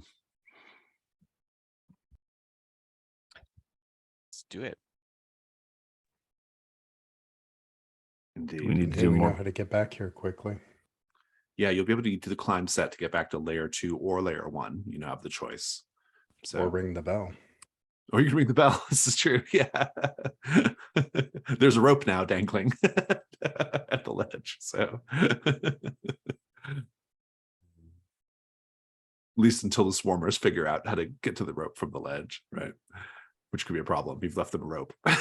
So We get back down to level 2 3 days from now, and it's just swarming. they're all over the place, just kid torsos crawling around layer 2.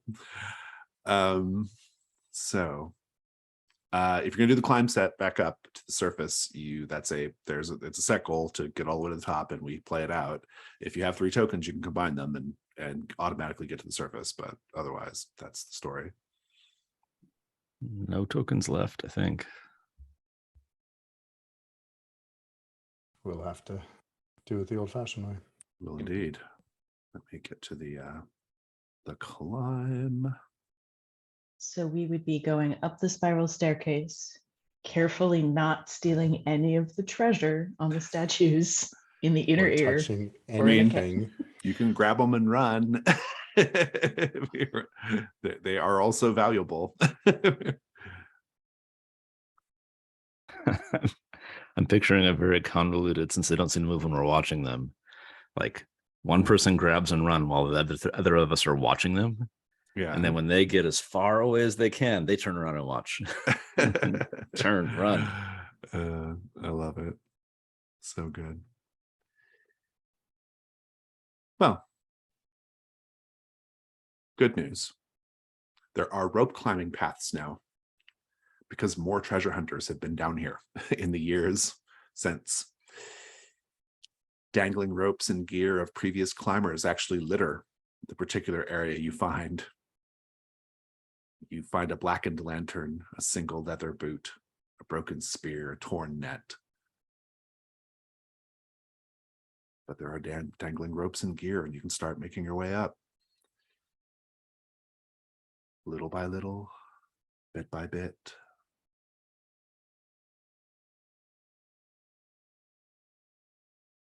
It's going fine. It's very slow going. You have to be very careful, except for Gleneth, but everybody else is very slow going. Gleneth It's is very like King frequently of the just waiting Jungle. on you. Yeah. Gleneth frequently just getting up to the next the next ledge and waiting on you. But you're all getting up.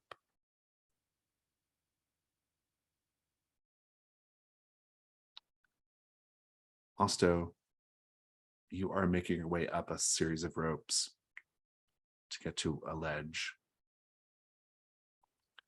When you realize, because you feel your weight shift, that one of the pythons that is holding these ropes up, or whatever device it is, gives just a little bit. You feel just a slight give, like it could snap free and send you plummeting to your death. What do you do?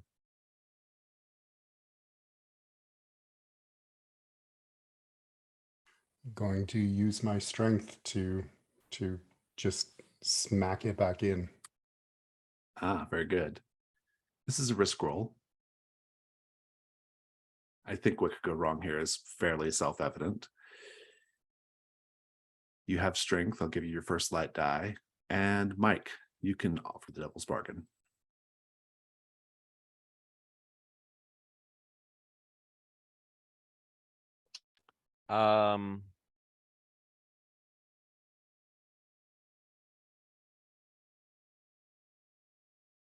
Gosh. I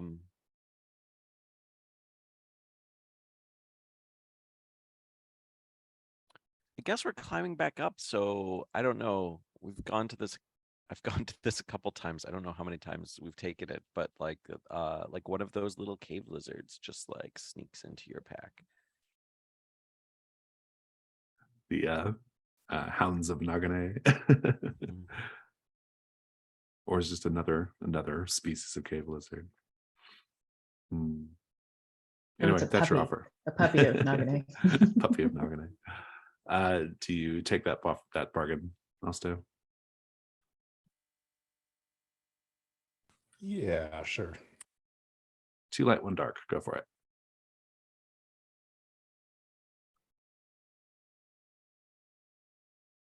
$5. 5 But my ruin dark. goes up. The ruin goes up. But I think it's just exhaustion. The climb is making you tired. The years have not been kind to your muscles. The torpor is real. But you take that condition, but you're otherwise safe. You're able to smash it in. Keep climbing. Korkuluk.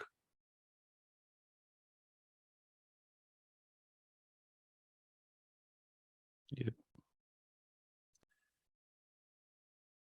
Mazer is at this point up higher than you. You're all kind of various levels. Gleneth is always at the highest. And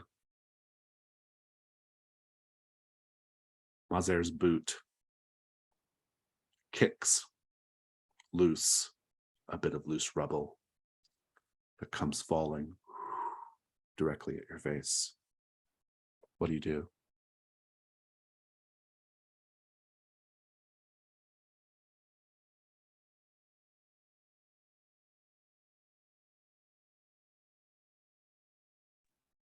Don't look, I've got a lot useful for dodging this.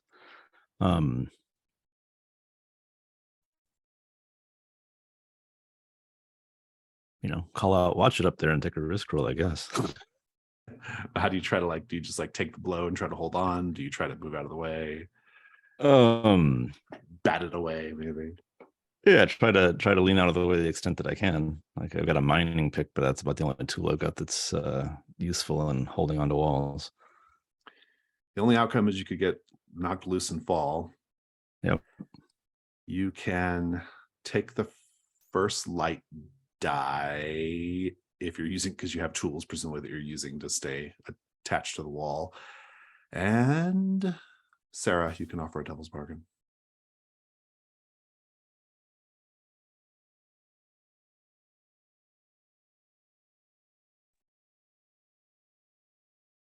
No matter what, you spend the next few weeks very irritated with Mazer. I like the idea of like you told Mazar not to go that path and Mazar did it anyway, right? Got a head full of demons. He doesn't ever listen. Mike, are you okay with playing that out? Sure. All right, Yeah. I'll take it. 2 light, 1 dark. 5 light. Nice. Complication is pretty straightforward. I think that it's different with a mannequin, isn't it? I think you just discover in the climb that your joints have rusted over time. So take the condition rusted joints, but otherwise you are making the climb slowly, but making the climb. And then perhaps most interestingly, Mazer, I think you are closest to the top with Gleneth. Gleneth, you notice first on the climb that there is a tunnel in the cave wall, a little ledge. And inside the tunnel, you see the distinct flicker of that black flame.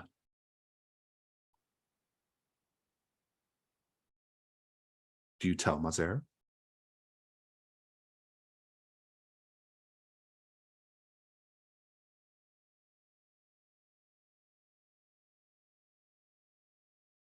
Don't. You do not.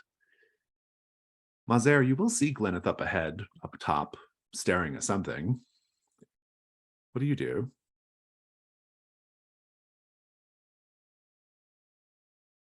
You're muted. Lenneth, what do you see? Is it something that I should also have eyes on? I do know many of the signs and symbols of this ancient world. Gleneth will coyly sit on that little ledge, and her body just being enough to obscure it from view. No, I just didn't want to get bit by a snake. Very good. I have not known you so long, but that is an odd look for just a snake. It's a deep hole. I just didn't want to get. I'm tired, Mazer. Just. Fair enough. I'm sorry for troubling you. Mazer, as you climb past Gleneth, while Gleneth rests, you do start to hear the distinct sound echoing from somewhere.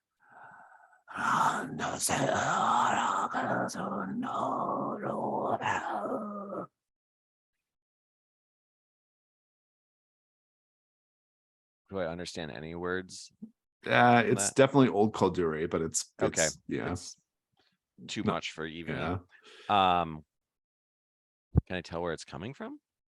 No, because it's very echoey. Yeah.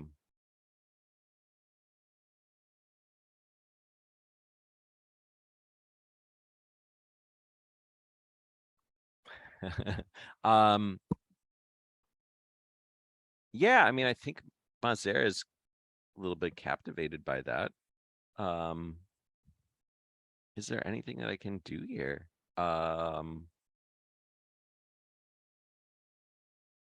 I think I look down to Gleneth and just say, do you hear that, Gleneth?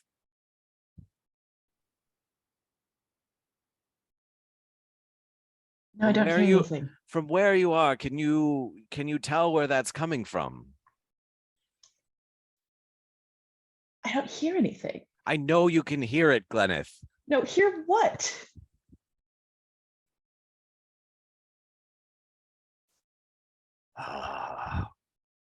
That was And- you.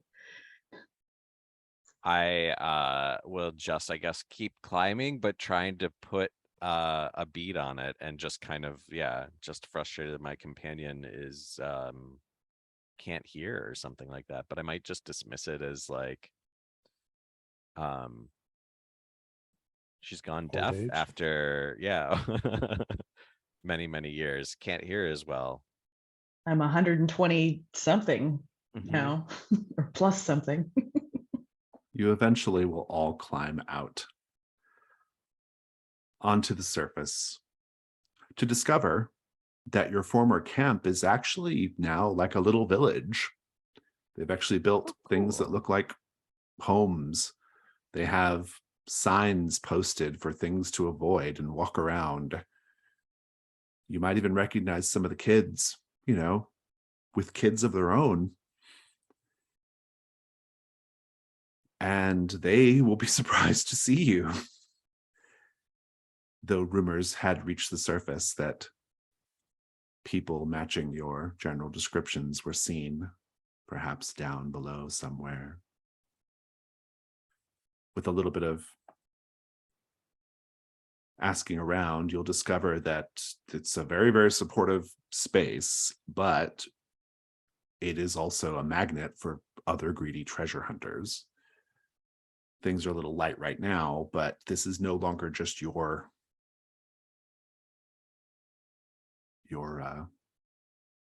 claim, as it were. But nevertheless, we can do Hearthfire. I think we should take a few minutes to give you a chance to look over the Hearthfire section of the character sheet and decide what you want to do.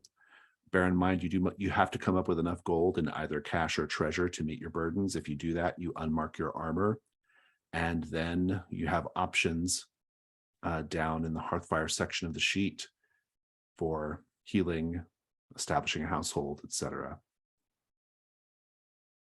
And so you can maybe even like adjust your previous household to account for like how things might have changed as well. Mazer, maybe your household is if you establish one, maybe your little cult, your little academic cult has set up shop or something, who knows. But in any case, I think we will have Hearthfire, but I think I'd like to play out the scenes as well and see what you get up to while you're there. So let's just take 10 to give you time to look it over. And then we'll come back and we'll do the rough mechanics of it, and then we'll maybe role play it next time. So we'll take 10 for now. I think in the interest of time, now that I'm looking at the clock, we'll just do the real basics of Hearthfire, meaning meeting your burdens and then reducing your ruin. Anything you want to do after that, we'll just do it next week and kind of role play it out a little bit more.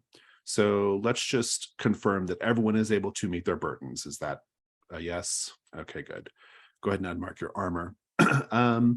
And let's see who has ruin and who wants to try to reduce it. Korkuluk, you're Yeah, I was at starting 4. ruin currently. Okay, Reduced it to 1 in the sense that I still have a household of some sort. Okay, very good. Yeah, so your household will have cleared that. You can also clear any conditions you wish as well.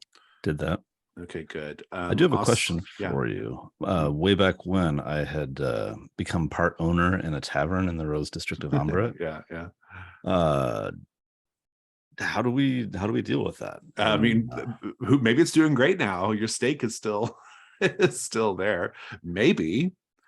Isn't there a thing where it can give me it can, yeah, information? I mean, maybe like that guy came with you to the original camp, to make a little money, serving drink to the people at camp and any potential treasure hunters coming along. Who knows? Okay, I'll think on that then. Thanks. Yeah, think on it. Osto, are you able to get your ruin reduced as much as you wish? Yes, I did have to pay my 1 excess gold for it, but Indeed. Gleneth, are you able to get down on ruin? I can get my ruin to where it's at. Do I clear a ruin and a condition or a condition? For the household, you get to clear as many conditions as you wish, plus 1 ruin. Marvelous. Then I am back to starting fresh. Very good. And Mazer, do you want to establish a household? Yeah, I guess I should. Okay, go ahead and increase your burdens by 1. Okay. And then if we scroll down, it says, by doing that, you get to reduce your ruin by 1 and clear any conditions you wish. And the first time you establish and now, what kind of structure or environment is the household? Yeah, so I think I kind of imagine that this is sort of like Ed and Lorraine Warren's like museum. But I kind of also imagine, and if this is fair, like one of the heads of the statues that we encountered right off the beginning, the the sort of like disciples or whatever you want to call them have managed to like topple one of those and are sort of like have built kind of a structure around that and now have been like digging underground and so like building this sort of like underground sort of like museum with bunks and all of that type of thing around like this old Kalduhr statue head. Yeah. I like the echo with what's going on down in the enclave, right? With the ear, It's true, yeah. and like the statue is kind of presumably down on its ear. Yeah, right? maybe it's So, sitting sideways as Yeah. opposed to like the classic upright. Yeah. Good. Love all that. And also, everybody else gets to give you a memento to add Oh, to your household description there in the second box. Who wants to start?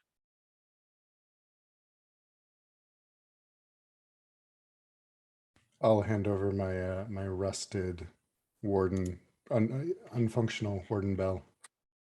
No, I have it. Oh, I have the seventh one. Never mind. We had a lot of bells. There were bells. There's the rusted one though. I don't recommend ringing it, even though it's rusted. Maybe you can make that a whole part of your there's all kinds of giant warning yeah, parchments or whatever around things. Or maybe it could just be like you could incorporate into your teaching somehow. Was there? Actually, it's perfect. If you put it in a museum, you can put a do not touch sign right there. Right. I'm going to say that you, on the way out of the tepidarium, you picked up an animate dwarf arm, the little, because they're like they just look like animated child statues, and it's an arm, but it's moving still. The fingers open and close. I'm going to say that in traveling with the sorcerer down to level 2 for the first time, or layer 2 for the first time, you encountered many of the tiny little lizards, and the sorcerer just like stuck one with his staff, and it was almost immediately necrotized. So now you have this little undead lizard. We should note that, Asta, you have one such lizard as well because of that devil's bargain. You can add it to your household if you want, or keep it with you. Add it to the backpack.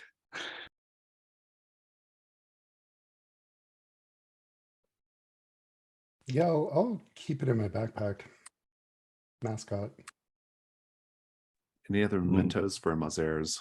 Yeah. So Mazer, you've got just a simple little candle, but it glows with a black flame instead of a normal flame. Ooh. I have a question or an idea for y'all to ponder for this idea of the tavern, the Sulking Auspicious Salt Father possibly moving here, because it lets me carouse for a free piece of information before we starting. What if it's a toll booth that the guy has come here and we were the first ones, and so we've got this toll booth where if you're coming out of there, some other explorer, you get a shot of whiskey for making it, but you also got to give us some gossip. That's pretty good. And then as we're heading back in, I can swing by and be like, all right, what's the latest gossip? Yeah, that's pretty good. I like that. Yeah, it's a good way of adapting that. Yeah, I'm into that. We can even role play that next time. All right. That sounds fun. Were there any other mementos for Mazer's household? Did everybody speak? I can't remember. I think everybody did. Rusted bell, yeah, all that stuff. Okay, good. And then any other Hearthfire things you want to do, we'll do next time because they're all a little bit more role play heavy. So just kind of keep in mind what you might want to do for next time. And for now, let's go ahead and go over to Stars and Wishes. Whoever wants to go first, go for it. Well, that was the closest we've come to dying. It was looking pretty precarious for a moment there. Yeah. I like the idea of a demonic painting. That's fun. I'm an art teacher in real life. I'll try to bring that into class somehow. Where did I lost my stars here? Oh, I liked the marble gossamer void going into the massive orphans and the reaction of that. That was pretty darn neat. And Sarah hanging by gauntlets while kicking off the orphan child was a good image. For a wish, I hope we see Silas again. Anything else? Oh, Mike's description that layer 2 has brighter colors but more rot in the organics, like brighter colors in the artwork. I don't know, that's a good visual. I like the combination of that. Yeah, that was the star for me. I really yeah. enjoyed the like, how do we know this is layer 2 descriptions. I mean, I trusted you all would come up with something good, but I was really impressed with what you all came up with. That was very, very good. Sorry, Brian, did you have anything else? Oh, that's good enough. Take it away. Yeah, I had a great time. I actually really love how you all are using your equipment and your items and the environment in order to survive. I think that's really great. In a normal Trophy Gold incursion, which has like more precise beginnings and ends, you don't have that same kind of pressure to use your stuff like that. But here you really do, like, because you just do. You don't know if you're going to get a chance to like escape or go somewhere else or whatever, right? You don't always know what's around the corner. And so everyone seems to be like they're really actively using their equipment to try to get advantage, and I think that's really great. We saw it so many times today, and I really enjoyed that a lot. Thought it was really good. I love the I thought the orphan pit escape was very exciting, and I thought the painting thing was very exciting, but in a different way. But I thought it was also very exciting. There were two good action scenes, even though the painting one is not really action as much as it was just like sort of, it has strange profoundness of like, oh, now you're looking and now you are, and now years have passed, and like just all that kind of happening was pretty, I think it made the situation feel much more like ancient and magic powerful, like it just felt very kind of more darker and serious and portentous than it would be otherwise. And wishes, I am curious, if you go back to the Enclave, there's much more to do there. You kind of just saw a little bit of it. It's like a whole little dungeon on its own, and so I'll be curious to see if you go back there. And I'll be curious if you run into Silas, if Silas ever finds the Titan corpse that she thinks is going to lead her down deeper. So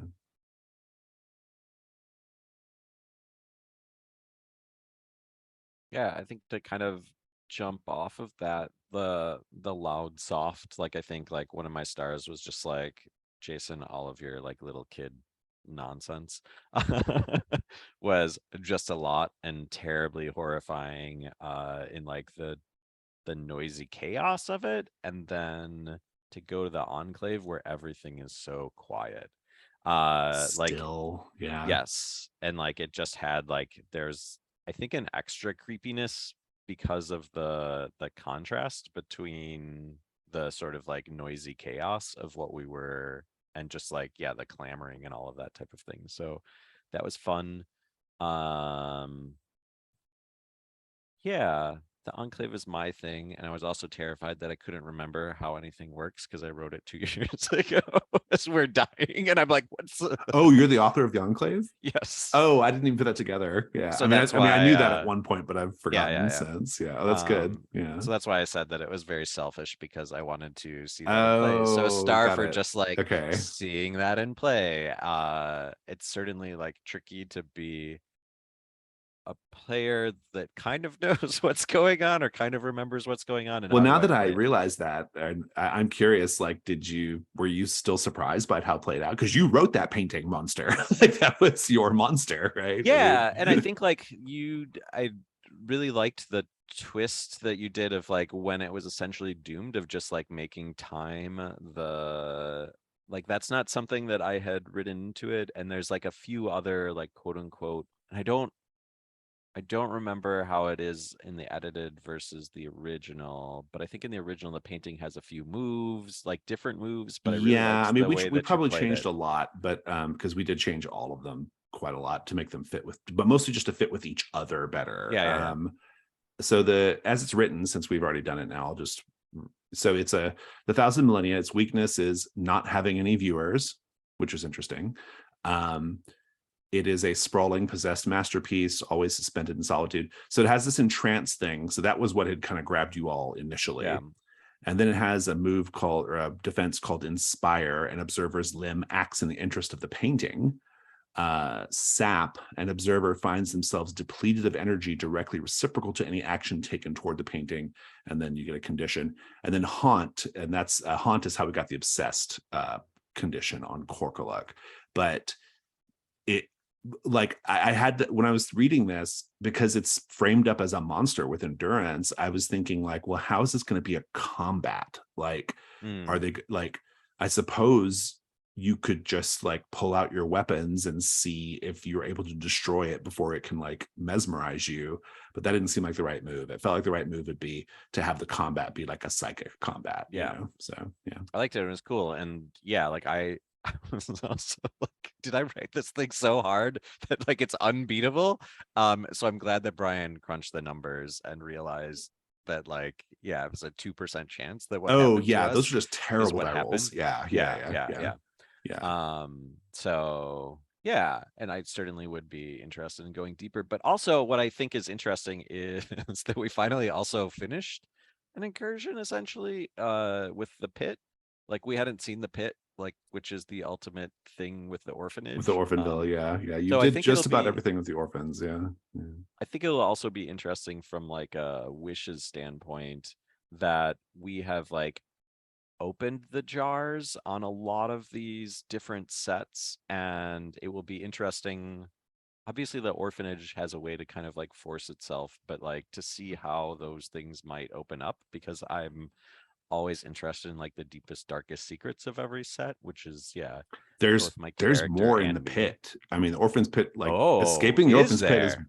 one thing, but like you Well, don't have to just go escape. You can like try to go down into the pit. You can try to deal with the metastasis. There's more to do, right? ooh.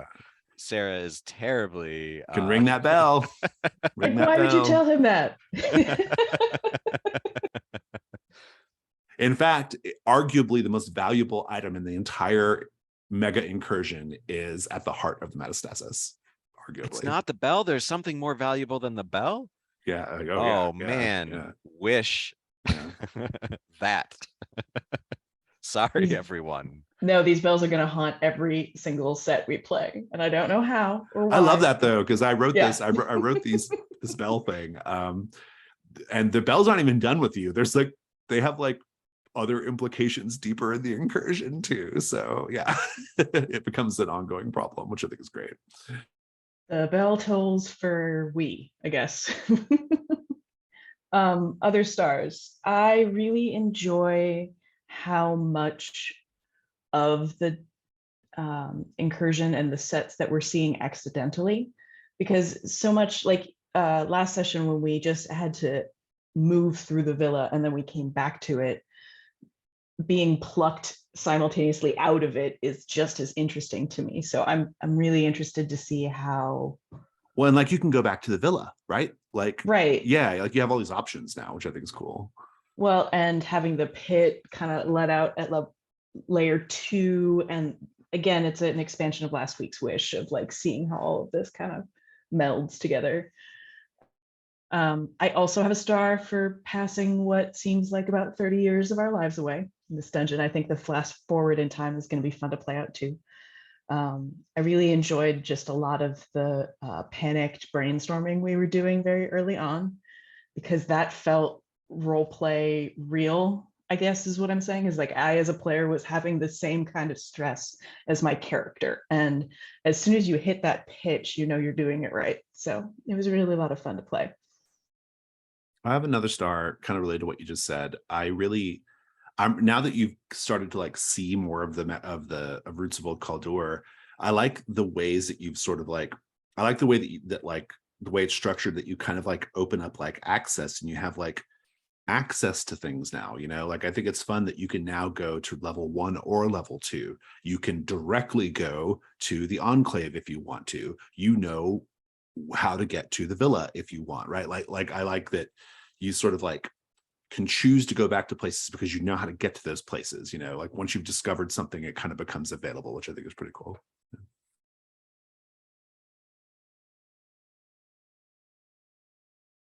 Star for me for those dice. It's been covered, but well done, dice. Thanks for that. I'm looking forward to a soft wish. What our being 30 years older will mean for not just like us, but our drives, our people, the connections we've built. So that's cool. And your then- intended engagement to the semi-couple. I mean, hopefully she's over me now. Mhm. But looking forward to just seeing how that time skip will factor in. There were so many good moments that have been covered. This was a great session, and a wish would be, now that you've mentioned, let's kill the goop. Let's kill the orphan goop. We've already taken the scoop out of it, you know. It's an endurance 12 now. Yeah. And we just fought an endurance 12 thing, and it worked out so well for us. So we can do it again. The die roller completely betrayed you guys on that. Like you should have gotten a 2 6s like way earlier, right? Yeah. But we did get 2 6s, just never at the same time. Yeah, that's true. Oh, well, also, the die roller like betrayed you in that way, but in some sense, it was actually it didn't hurt you either. Though a lot of times, like the weak points were never really hit until like kind of right at the end. That's when the weak points, just because there were so many dice that eventually they started to stack up. But yeah. Any other stars and wishes? Okay, I'm going to go ahead and well, let's wave. Wave. Goodbye.